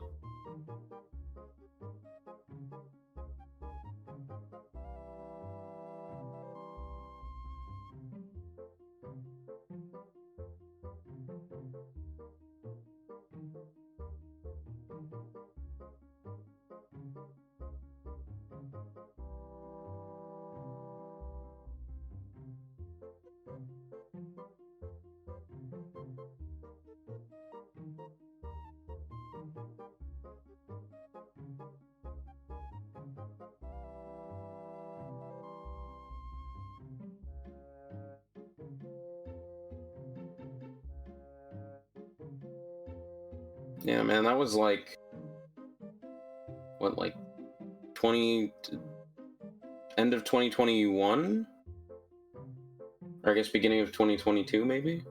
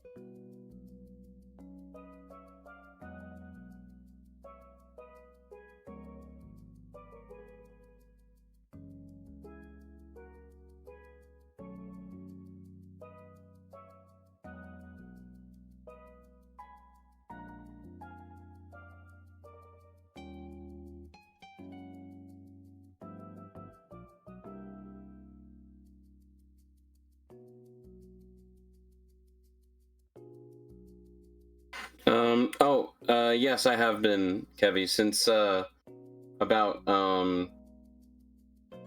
like case 4 of investigations 1. Also, yes, I will remind her, Pokemon Girl. Yeah, we've been on this game for a while now.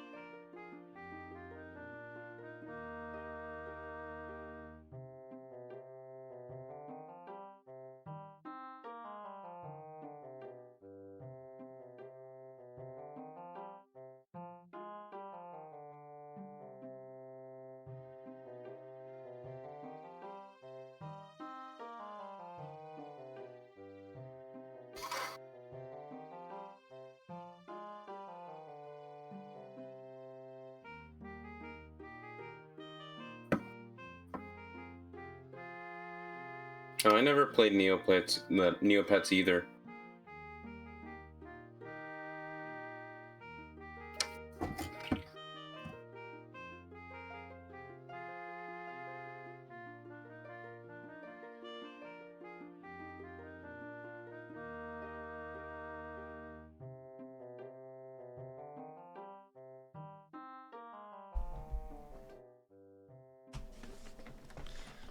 Okay. I'm back. Hello. Hello. Alright, let's do this. Alright. Okay. Oh, oopsies. Oh, frick. Okay. Turnabout Forsaken. Okay, chat. Let's go. Save complete. I'll finish this off. April 6th. Committee of Prosecutorial Excellence. Chamber. Thank you, Pokemon Girl.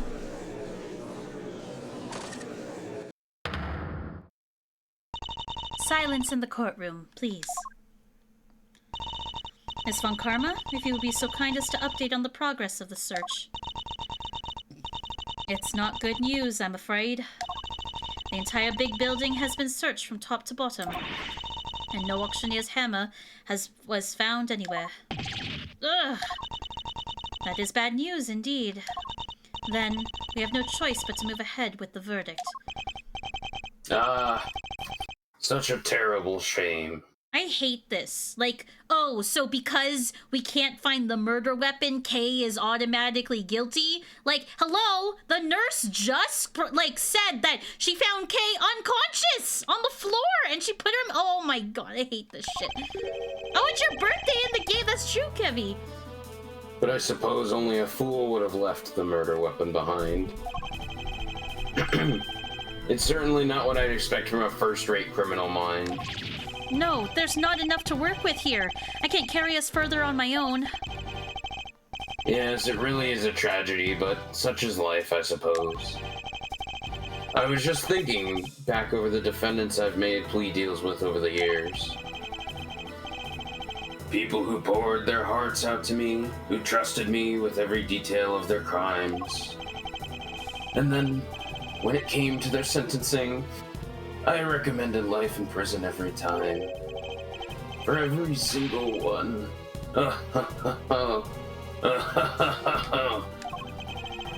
Oh, if only you could see them. The stupid, dumbfounded looks on their faces. The verdict will now be passed. All present will accept the goddess's word as law. There's nothing more I can do. Kay and I are both... If only we had some proof. Never imagined I would be passing judgment on you under such circumstances. The end of the road, huh? By the power vested in me, I think it's Judge Gavel's. Oh! What? What? Wait! What? Oh my god! Wait a second! What? Oh my god, there's no way! Oh my god! What?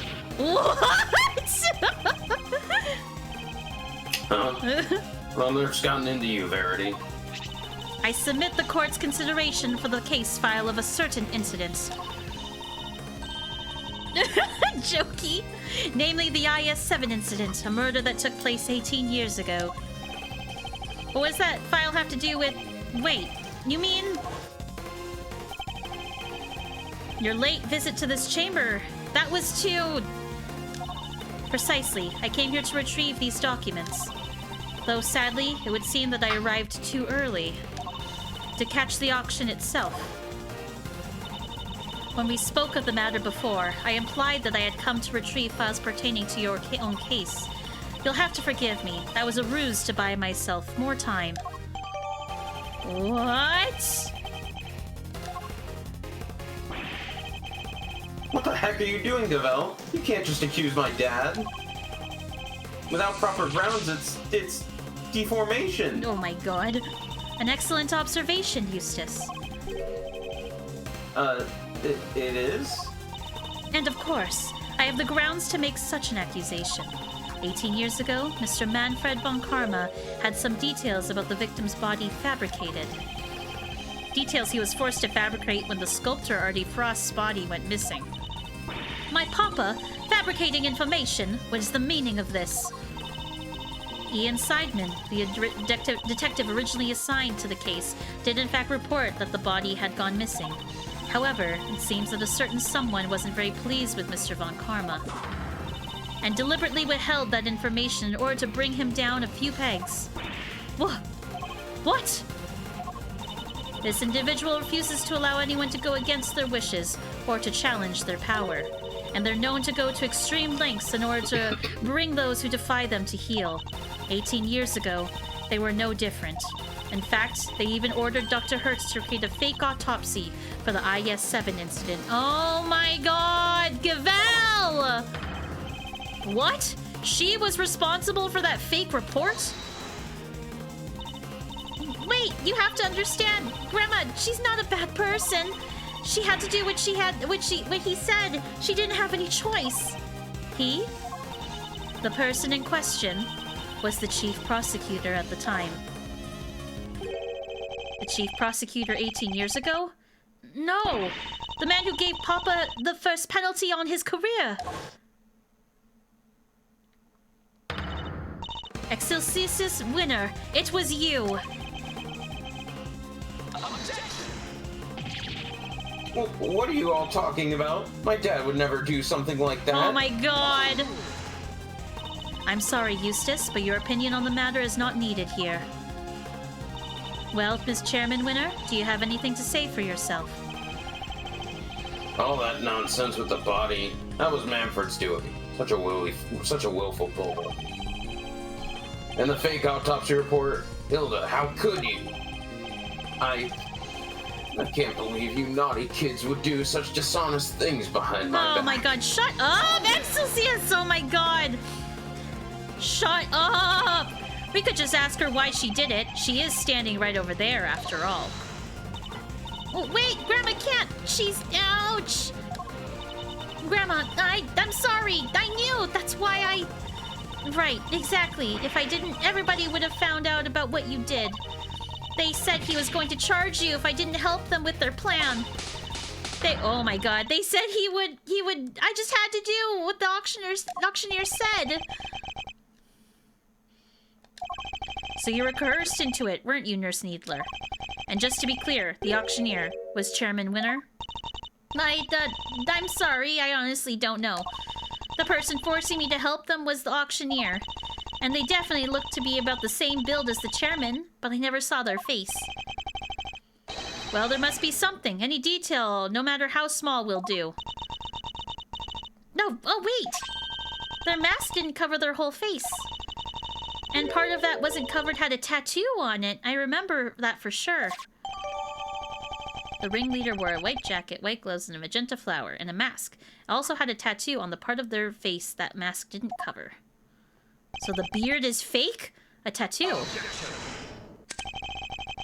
This all sounds very dramatic, but I really don't know what you're talking about. Oh, is he wearing the wig? The wavy wig? There's no tattoo anywhere on my face. I think I know if there was one, wouldn't you? Which means I can't be the ringleader, no matter how much you might want it to be. I only hope you can figure out who this shameless manipulator might be.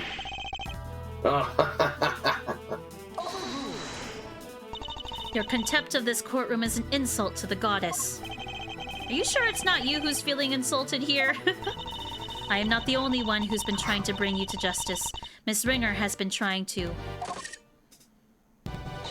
And I refuse to let her sacrifice be in vain.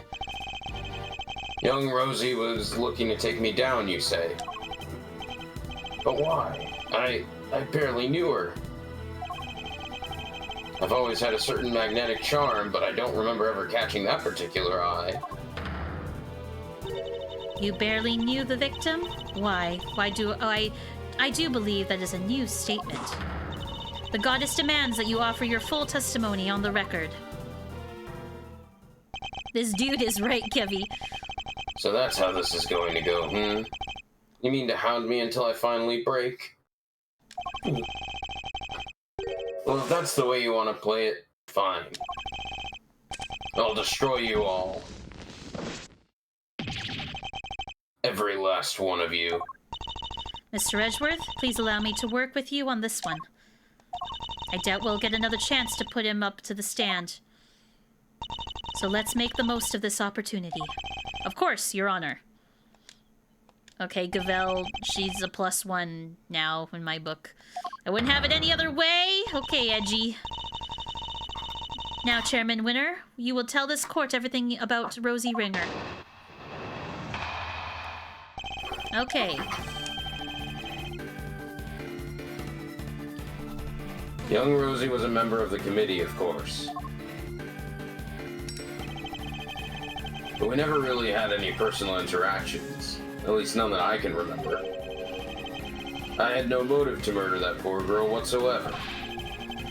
And I have absolutely no idea why she was after me.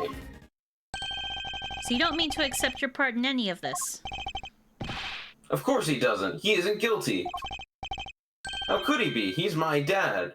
The winner of winners. That's very kind of you, Eustace. You'll need more than mere words if you plan to cover for me. Right, you got it. I won't let them pin this on you. I believe in you, Dad. You'll beat Edgeworth. I know you will. Yes, yes. You really are such a sweet, simple child. Oh my god! He really loves his dad, huh? But that's no excuse for him to ignore his father's crimes. No matter how much he respects him. Ooh, see, Franziska can say that out of anyone. Regardless of their station in life, all criminals will be will be made to atone for their sins in time. This won't be easy on Mr. Winner, but it has to be done. We can't let his father get away with this. Okay, chat! We got this. Okay. Press everything. As a member of the committee, you must at least have been familiar with her face. Sure. Sure. But that's about all. I saw her every once in a while. I really had any personal interactions. Okay. So you're saying you barely knew the victim at all? That's exactly what I'm saying, my boy, yes. Why, I never even knew about that burn mark on her hand. You didn't? I mean, what's the point? You get to know someone, but before you know it, they're gone. It's become such a pain to remember things about others. They're here one day and gone the next. That's because they dare to stand up to you and you make them disappear. If you could please add your remark about the victim's burn to your testimony, Chairman Winner. Okay. You're sure you didn't know about the burn mark? You really don't let up. You really don't let up, do you? I'm not in the habit of memorizing who has a scar on their hand and who doesn't. But this wasn't just any old scar. I'd say it's pretty noticeable, in fact. Perhaps under normal circumstances, but now that I think about it, Miss Ringer did always wear gloves. Truth be told, I wasn't aware of the burn mark until after the incident myself. The victim's hands were always covered by a pair of gloves. It makes sense, of course. People can be very self-conscious about such things. I can only sympathize, being something of a sensitive soul myself. Oh, shut up! I hope you know you're not too sensitive to append that statement to your testimony. Although I suppose she was always wearing gloves, perhaps it was to hide that burn. Okay, we keep pressing these. So you remember her always wearing gloves? I mean, it was something of a trademark of hers, yes. Who knew it was to hide a burn mark? I always imagined it was just a fashion statement. Right, Kevy? Does your little friend there have something to hide under all those bandages, I wonder? She's ill! Me? I don't have anything to hide. You don't? Not even the stony visage of a cold-blooded murderer? If anyone here is hiding such a thing, it's you. And I'll expose your true face if it's the last thing I do. Never fail to entertain, my boy. Go ahead and do your worst. So Miss Renner always wore gloves. That reminds me of something. Should I look over the evidence again? Okay.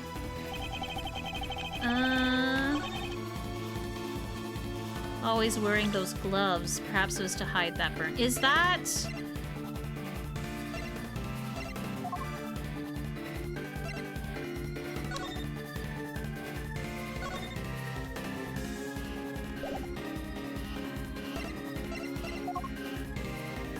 Is that... Fitted with the recording device that captured part of the conversation. What did it say? What does the conversation say? I knew it was you the moment I laid eyes on you. You can't hide that burn from me. Nothing to say for yourself? I waited so long for this day, now I finally have my revenge. Okay. Hi, Alcade! What is your beef? What beef do you have? One of the people recorded had a prominent burn. I don't know if this is what I present right now.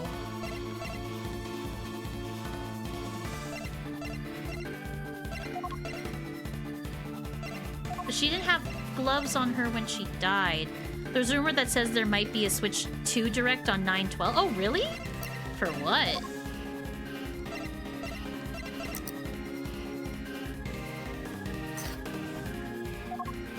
Okay, Matt, is it am I on the right statement? And is this the right thing I present? Yes. Okay. Yes, it is. Interesting. So Miss Ringer always wore gloves. If she did, that raises a rather important question and highlights quite a contradiction. A contradiction, you say? Really? If we listen again to the conversation that was captured by the stuffed cow, you'll soon see what I mean.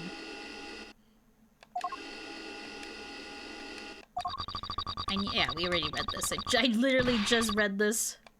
You can't hide that burn from me.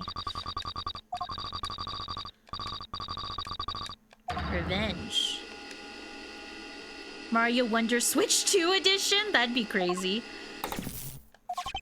We can be reasonably certain that what we just heard is the moment the victim was attacked. I knew it was you the moment I laid eyes on you. You can't hide that burn from me. We can assume that those words were the words of the killer. And what's the problem with that? Seems like a perfectly sensible assumption to me. I'm afraid not, Chairman Winner. For you see, if the victim was always wearing gloves as you testified, then the burn mark on your hand should not have been visible to her killer. You speak as if gloves can't be easily removed. She could have taken them off during the auction. And my beef with Ami, the release date for one of my pre-orders changed to this month, so I think now I have to combine that order with another, which means I'm spending more on shipping. Oh no, Alcade, I'm sorry to hear that. But she hadn't. She was still wearing them when I changed places with her. So they must have been on her hands when she was being murdered too. What are you saying, my dear? You do know how much trouble you're in, don't you?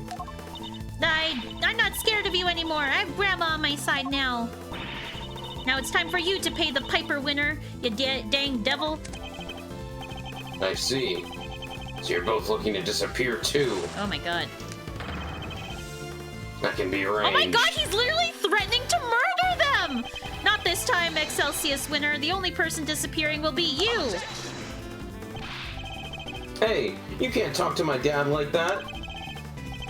Who cares if the burn was covered up? Why does that even matter? Oh, it matters. Because it turns out our understanding of the burn mark on its head. What do you mean by that? What can the fact of the victim... Oh my gosh. What can the fact that the victim's burn mark was covered up possibly tell us? That the murderer had a burn mark too. I think it was the victim talking in that freaking thing.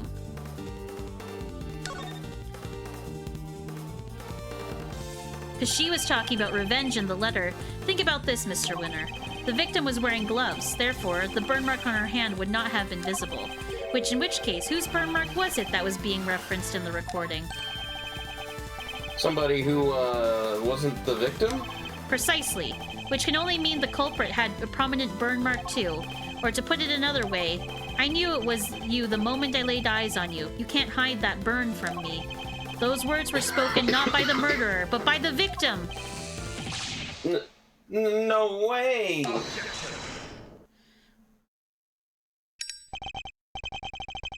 Eustace, my boy, would you mind stepping aside for a sec? Look, Miles, it's nice to see you're having fun with your little flights of fancy, but let's get serious.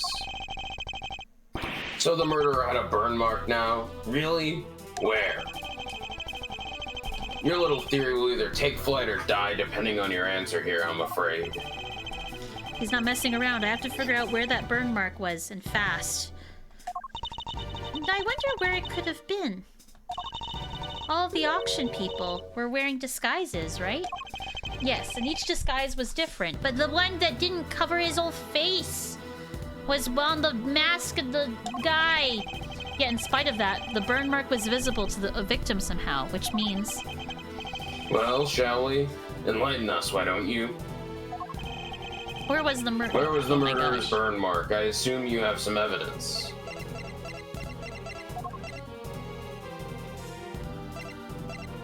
Oh, is it the mask? Oh, I don't have the mask in evidence.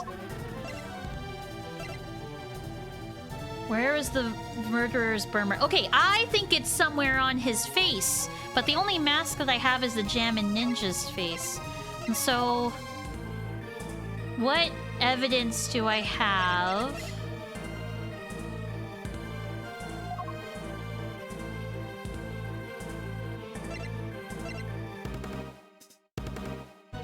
That shows that it is... like, where's that green mask? Oh my gosh, it's gone. Because I think Rosie was wearing this. The Jammin' Ninja mask. I think this was Rosie's mask. Try the mask's evidence? That's why I'm wondering if it's... like... I can't see... It's not that. It's not this? Oh. Okay. And a mask? Is it this one? Mm-hmm. Oh, but the mask isn't in the picture! Oh my gosh. War of the Worlds 2025. I heard that's a really awful film. Yeah, I've watched it twice now. You've watched it? Wait, okay. Explain yourself, Matt. Why have you watched it twice? I watched it with two different groups of people. Was it just as... oh, okay, see? It's you! It's you! Here's the evidence. The outfit the ringleader was wearing throughout the auction. Or rather, outfit you were wearing, Chairman Winner.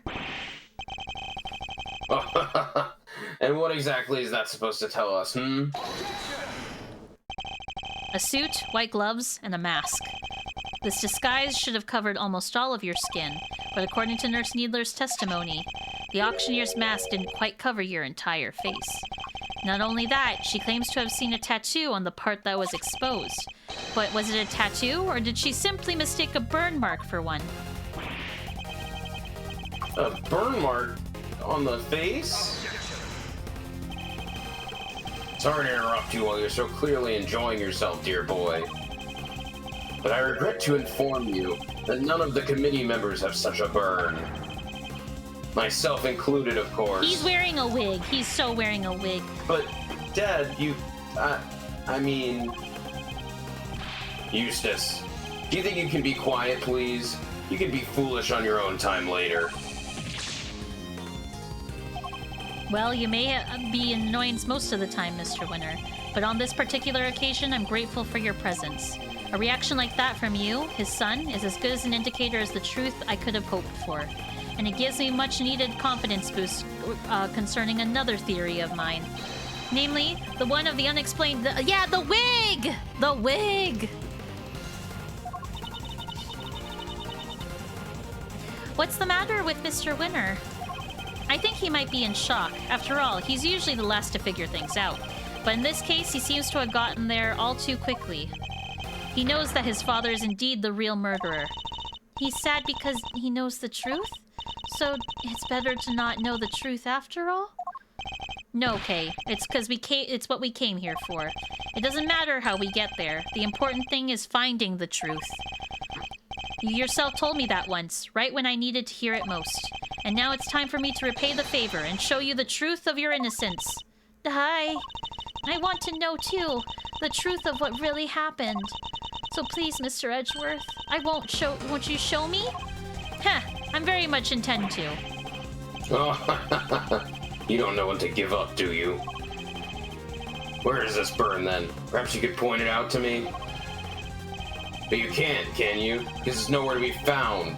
Just like that evidence that just like your evidence that I'm the killer. Yeah. Hunt for contradictions all you like. You won't find any. Because he's my dad. A winner through and through. I understand, Mr. Winner. I completely understand why you don't want to believe it's true. But if you ignore the truth now, you'll regret it for as long as you live. Dad, what do I do?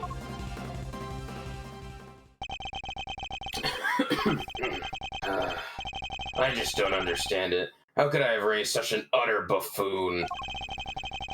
If you really wish to help your father, Eustace, you can try thinking on your own for once in your own life, you useless nitwit. Wow, he's so mean to his son! But I try all the time, Dad. All I do is try. As much of an idiot that Eustace is, I will give him that he does try. He tries very hard. He's just not smart. I went to the school you wanted me to go to. I aced every test. Look at my jacket. They only give those to the valedictorian. I think his dad bought his way through that. I did everything you told me to. I worked like crazy and graduated top of my class. I tried to be just like you and win as many trophies as I could.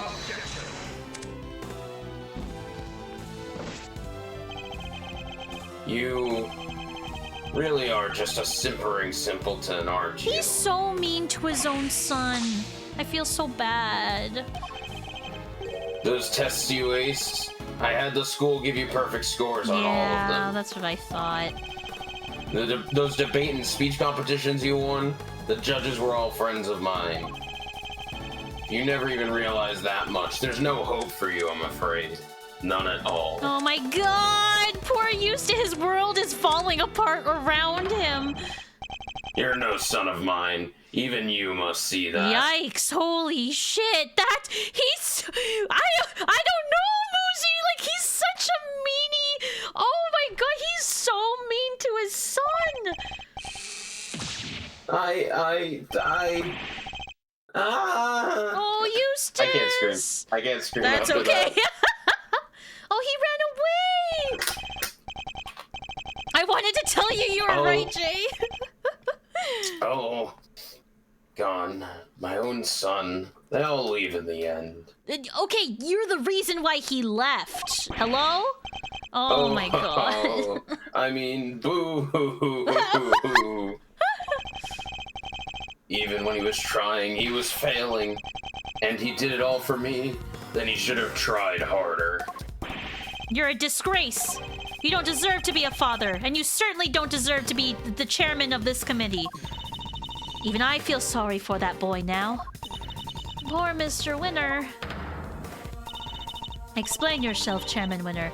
Why did you just think your son... what do you think your son is to treat him in such a way?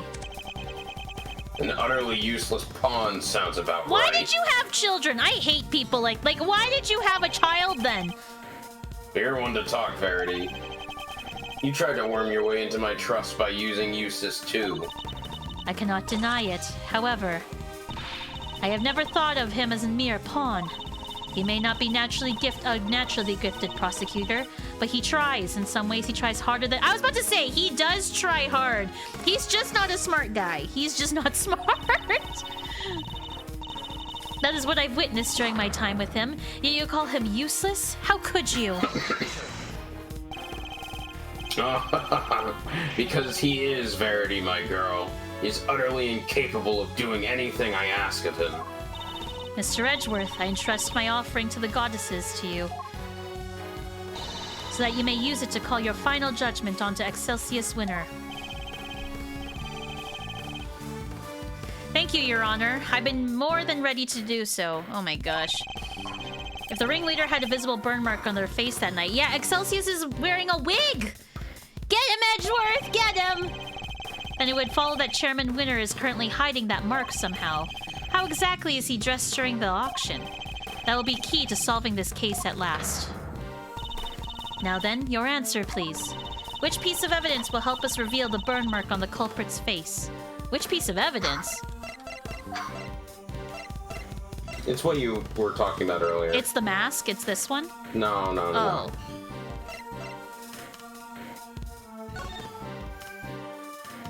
The wig, this one. It's this one. Mm-hmm. Okay. Yeah. Take that!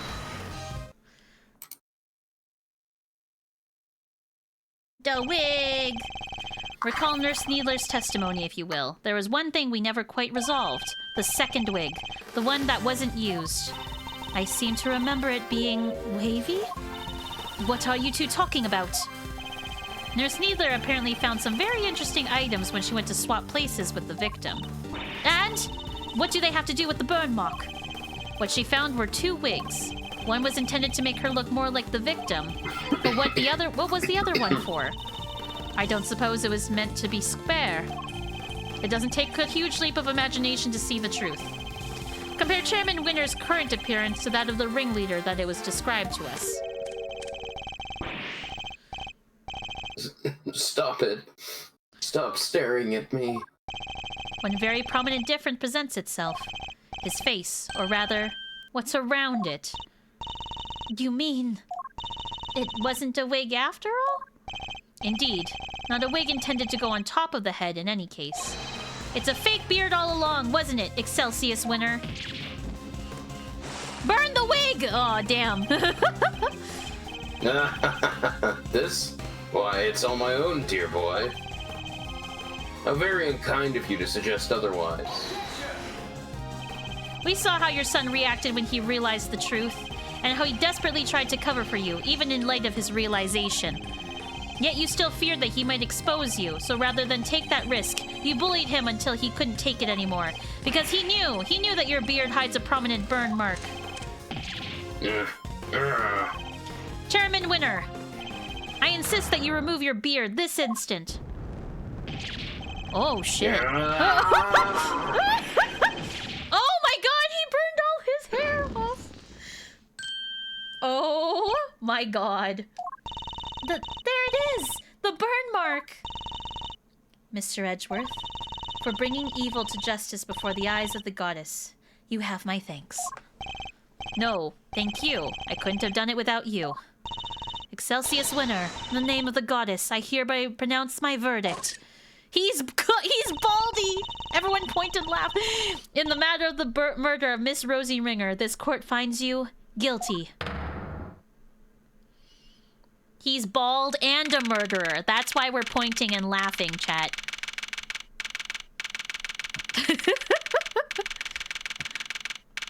Wow, we did this all before 10 a.m.? Damn, what a productive day. Oh my gosh. Uh-huh. Mr. Edgeworth, I can't thank you enough. You never gave up on me, even when I gave up on myself. That was very kind of you. There is no need to thank me. As a prosecutor... No, as a friend. It was the least I could do. Yeah, what a birthday gift! Mr. Edgeworth, rejoice. I have learned that Chairman Winner has been safely delivered to the detention center. True, we could go to McDonald's for breakfast. It's still open. The search for the missing auction hammer continues, however.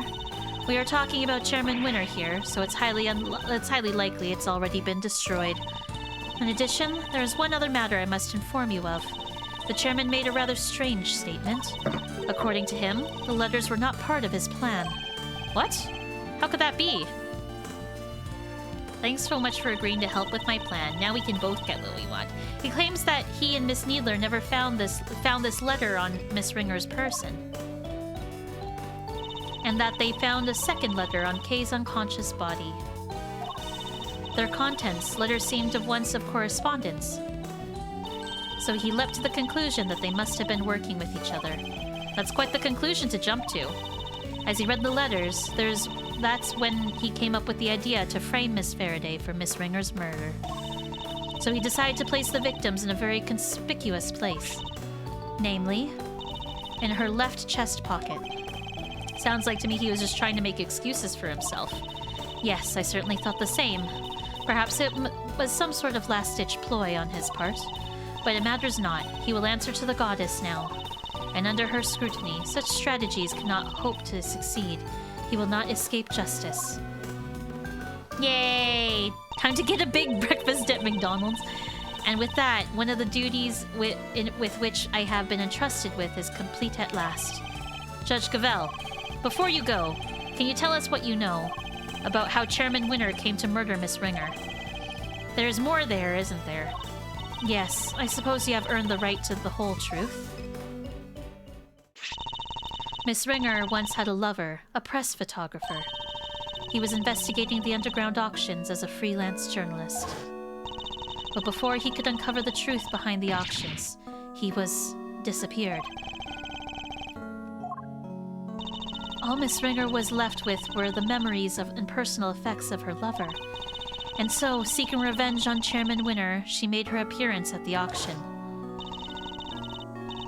Unfortunately for her, her opponent struck first. I see. So that's the story behind this case. While the goddess does not condone acts of wanton and vengeance, Miss Ringer's actions have exposed Chairman Winner's crimes at last. So that was your real goal. You were tasked with exposing Celsius Winner and the corruption at the heart of the committee. Does anyone know what happened to Mr. Winner? I'm afraid I haven't been able to get in touch with him. Do you have any idea why? Probably because I wasn't there for him just now when he needed me most. Yeah, he needs a mom figure. Oh, I really feel bad for him. Well, I don't pity him too much. At least he knows the truth now. And no matter how hard it might be, he'll need to learn to accept it. If he can't, he'll never be able to move on with his life.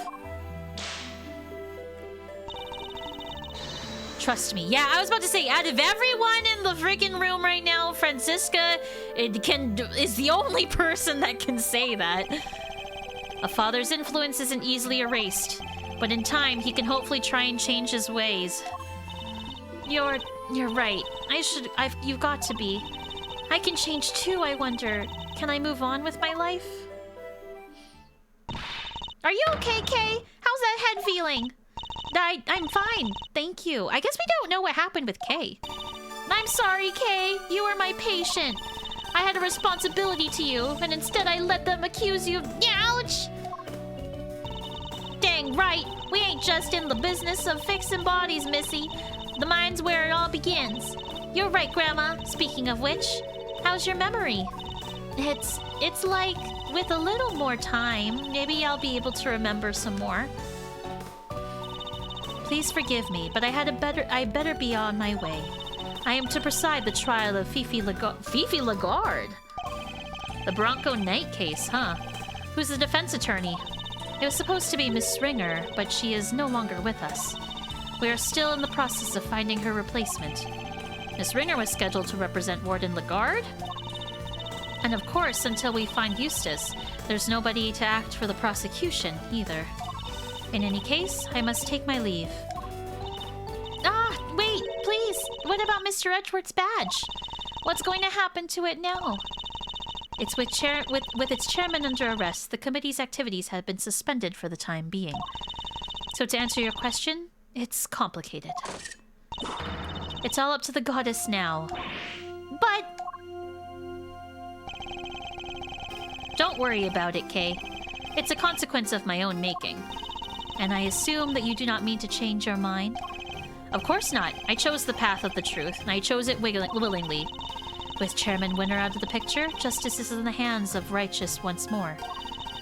If you wish to follow the path of the prosecutor again, Mr. Edgeworth, I would be more than happy to facilitate such a decision. It's very kind of you to offer, but I can't accept your help at this time. I can't ask for my badge back when I'm not even sure if I want it anymore. Ooh. I see. It seems we are destined to continue on different paths, then. Huh. Well, I trust you'll keep my badge safe until they converge again. with all I have. In the meantime, I have here a token of the goddess's mercy. You may return this notebook to its rightful owner. Kay's Promises notebook. It seems it was due to be sold at the auction. And with the name Kay written on its cover, Chairman Winner made the connection immediately and knew who it belonged to. It was the same name as the one of the letters, after all. The letters he claimed to know nothing about? I suppose he insisted he didn't prepare them. Yes, he also had something else to say. Apparently, he thought that Miss Faraday was after her notebook and that Miss Ringer was after his life. After that, their respective goals and what led them to cooperate and infiltrate the auction together. Unfortunately for him, he misread the situation completely. It was all just happenstance. If Kay had known a defense attorney who was also a member of the committee, there's no way she wouldn't have told me. That just isn't like her. Huh. Your belief in her is touching. While the notebook did become part of the Chairman Winner's cover-up scheme, it is also a treasured possession of Miss Faraday's, which is why I would like for her to have it back, as I'm sure it would the goddess. Aww. Yeah, he can go live with Phoenix. Thank you. I pray that it helps her recover her lost memories. And maybe it does. Bye, Gavel. I guess she's okay. Is everything all right? Judge Gavel wanted me to return something important to you.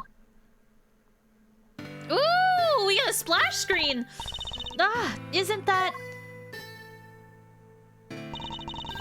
Always greet people with a smile, even people you don't know. Never cry in front of strangers. Daddy! I wrote all of them down, Daddy! Yeah, I'm gonna keep all of my promises and be a real hero when I grow up, just like you. Oh, wait. I forgot to write one down too, the most important promise of all. I promise number 5. Always try your hardest to learn about things you don't understand. Heh, I remember it just how you said it, and now I'll never forget it. Someone make an evidence of him holding an L or a job application. True. Always try your hardest to learn about things you don't understand. That's right. Oh. That's the meme with that. Like that screen is like a meme. Oh, that's where that comes from. I'm Kay Faraday, the great thief who will do anything to get her hands on the truth. Second Yutagarasu, an assistant to Mr. Edgeworth. Kay, is that really you? Can't say I'm not a little bit embarrassed, but yeah, I'm back, and I couldn't have done it without you, Mr. Edgeworth. You never stopped helping me, even when I was totally lost and couldn't remember anything. Thank goodness, you certainly seem to be back. Kay, so this is the real you, huh? Welcome back. It's so good to know you're better. I can sleep easy now. Now that you found it, don't you dare go losing that memory of yours again, young lady. You hear? Miss Needler, Dr. Hertz, thanks a lot for looking after me. And if you really are better, how about you go out of them dang hospital dudes? Oh yeah, I washed all your clothes for you. Here. I thought they were with Detective Gumshoe. He handed them over to us after they came back from forensics. And did he happen to mention if forensics found anything of note? I didn't ask. Anyway, never mind that now. Put them on, Kay. I want to see. Wait, what about her bandages? Surely it's too soon to remove them. Oh, it's probably fine. She may have taken a big old bump to the head, but she wasn't really hurt otherwise. But then, why all the bandages in the first place? Prevention is better than cure. Stitch in time saves mine. Those are just a few of my mottos, both of which sound like painfully annoying practices for your patients. Okay, Kay, transformation time. Yeah, now this is what I'm talking about. Fits like a stolen glove. That smile suits you better too. As it always did. Thanks to you, too, Miss Von Karma. I'm so glad you showed up when you did. I simply came when Scruffy asked me to. I'm sure he'll be very happy to see you're back to your old self too. Speaking of Gummy, where is he? Who knows? Yeah, he didn't show up at all. Perhaps the well of his devotion ran dry when a certain someone threw away his badge. Detective Gumshoe. Anyway, I have to be going. I'll be taking those two with me. Wait, what's going to happen to them? acting as an accomplice in a murder and forging an autopsy report 18 years ago. Their crimes can't be allowed to go unpunished. But the fact that Excelsius Winner coerced them into cooperating will, of course, be taken into account. Don't worry, Miss K. As long as Grandma and me are together, we'll be all right. Take care, Kay Faraday, until we meet again. Oh, what happened to Gummy? I feel bad. So, Kay, I know you only just got your memory back, but I need to ask you some questions. Sure, ask away. What happened to the day you lost your memory? What were you doing? Let's see. Somebody asked me to meet them at the Gourd Lake. I didn't know who it was. So there I was, just looking up at the moon when somebody in a red raincoat started walking towards me. Oh, this is scary. Oh my god. Yeah, Lana's still there! They must have drugged me somehow because that's when I fell unconscious. What? I'm not sure I follow. Kay was at Gourd Lake looking up at the moon? Anyway, when I came to, I was on top of the roof of this building. I was in a daze and stumbling around up there when I saw the person in the red raincoat again, but they were lying on the ground. I was so surprised, I stumbled backward. And then I was falling and everything went dark. When I came to a second time, I couldn't remember anything. The person in the red raincoat, who in the world were they? I'm sure they were walking in midair. Ugh! Thinking about it making my head hurt. Just breathe, Kay. You only just got your memory back. You're still confused. I imagine the root cause of your confusion is your memories of the two different locations. I imagine things were all mixed up in your mind because you were at Gourd Lake one minute and then at the top of the big building the next. And because you saw the moon in both locations, your mind blended your memory of the two together. Huh? But those two are totally different places. I know I was pretty out of it, but I don't think I could have gotten them confused that easily. I believe these things on the roof may have made you likely to become confused. It's this. The stand. There are two key similarities between the scene down at Gourd Lake and here at the top of the big building. The cherry blossoms and food stands. Wait, you're right! Those similarities are what caused your memories in both places to overlap. The person in the red raincoat wasn't walking in midair. They were walking towards you from across the park. But in your blurry memories, that same sight played out over the viewing platform instead. No way! Who steals a great thief's memories, huh? That's cheating! Even still, this doesn't answer the question of who attacked Kay at the park. Was it the person in the red raincoat she saw? Oh? Do you hear that? Sounds like it was coming from up in the storeroom. Come on, let's go take a look. Well, hooey! Well, smell another scoop all in the oven. You're still here? How did you not notice that, Edgeworth? Come on! Let's go! Come on, Lana! You coming with us?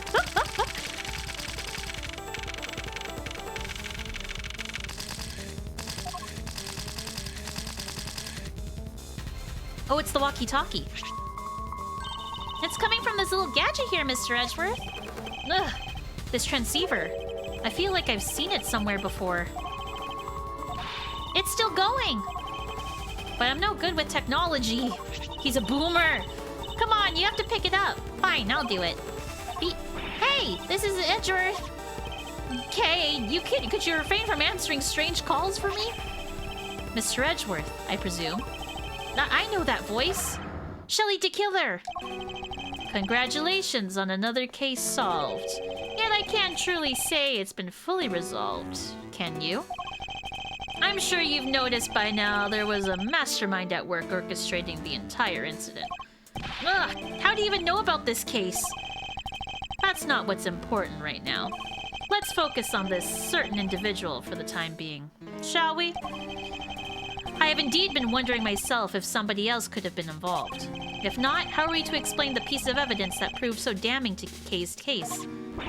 No way, an evil mastermind? But who? Who indeed? Perhaps you could share your thoughts? What is the evidence in question that points to somebody else's involvement?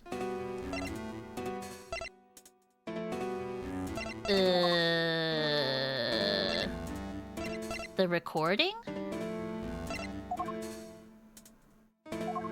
Tell me what your answer is and I'll check your work. Okay.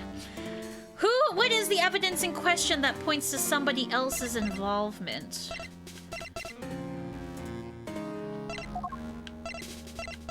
It's not the mask, because that's... No, it's not the mask. It's not this. It's not the key card. It's not K. It must be the recording. Fitted with the recording device that captured part of the conversation when the people recorded had a prominent burn. It is not the recording. It's not? Mm-mm. Is it the IS-7 case file? What the frick? Okay. That points to someone else's involvement. The only thing that we haven't used was the flower. It's not that. It's not? No. Hold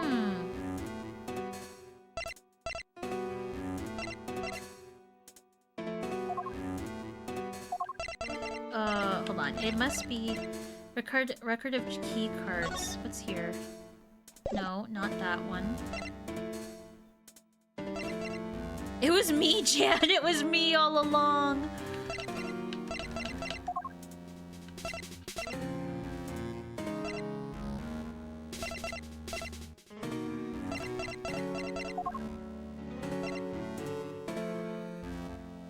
Not that. That is a plot twist if it was Monstro. That would be crazy.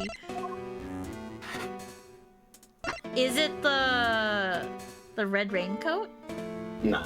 Okay, what is it? What am I looking at here? It's the victim's letter. Thanks so much for agreeing to help. Now we can both get what we want. Good luck for getting your revenge to what happened 12 years ago. Okay, this one? Mm-hmm. Oh.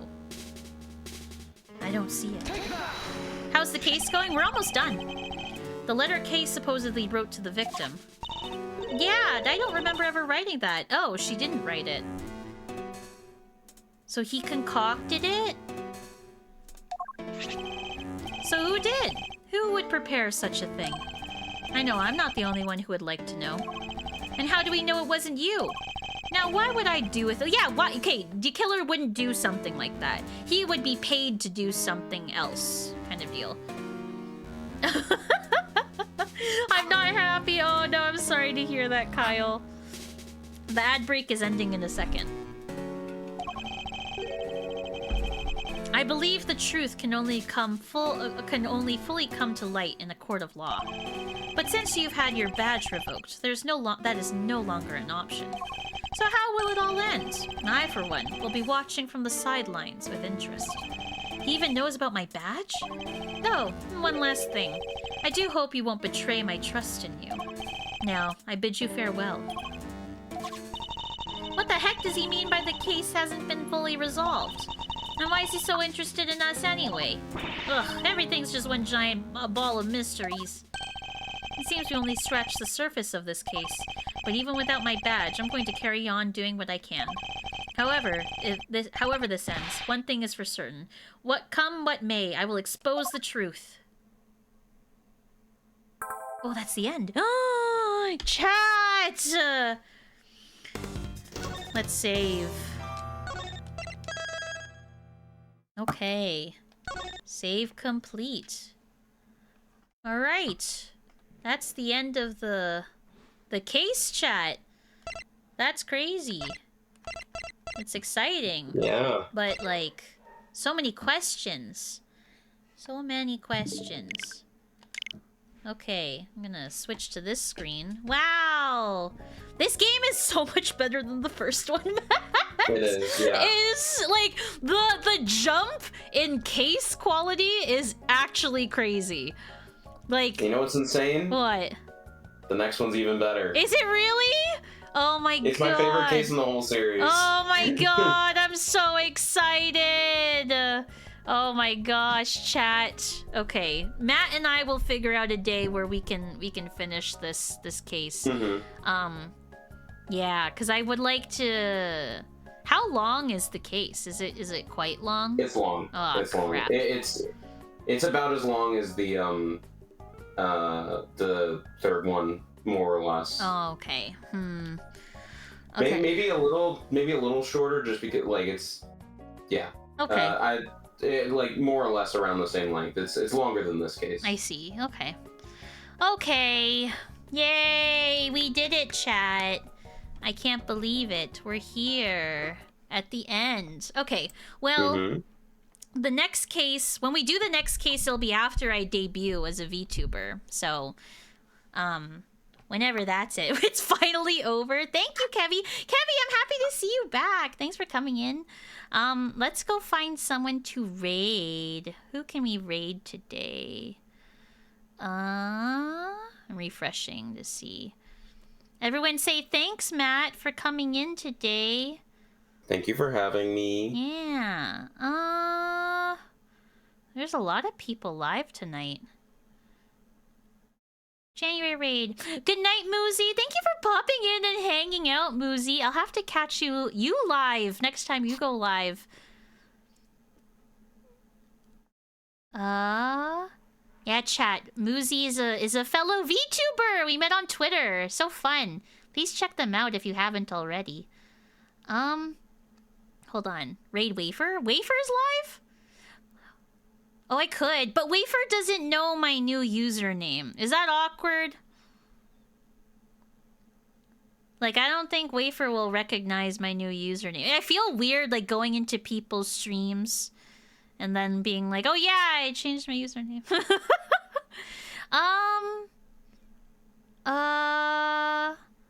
Okay, I kind of want to raid...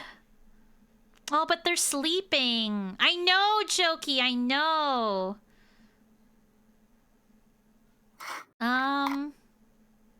Thank you for doing that, Kevy. That's so kind of you. Moozy's wonderful. Okay. Let's go say hi to...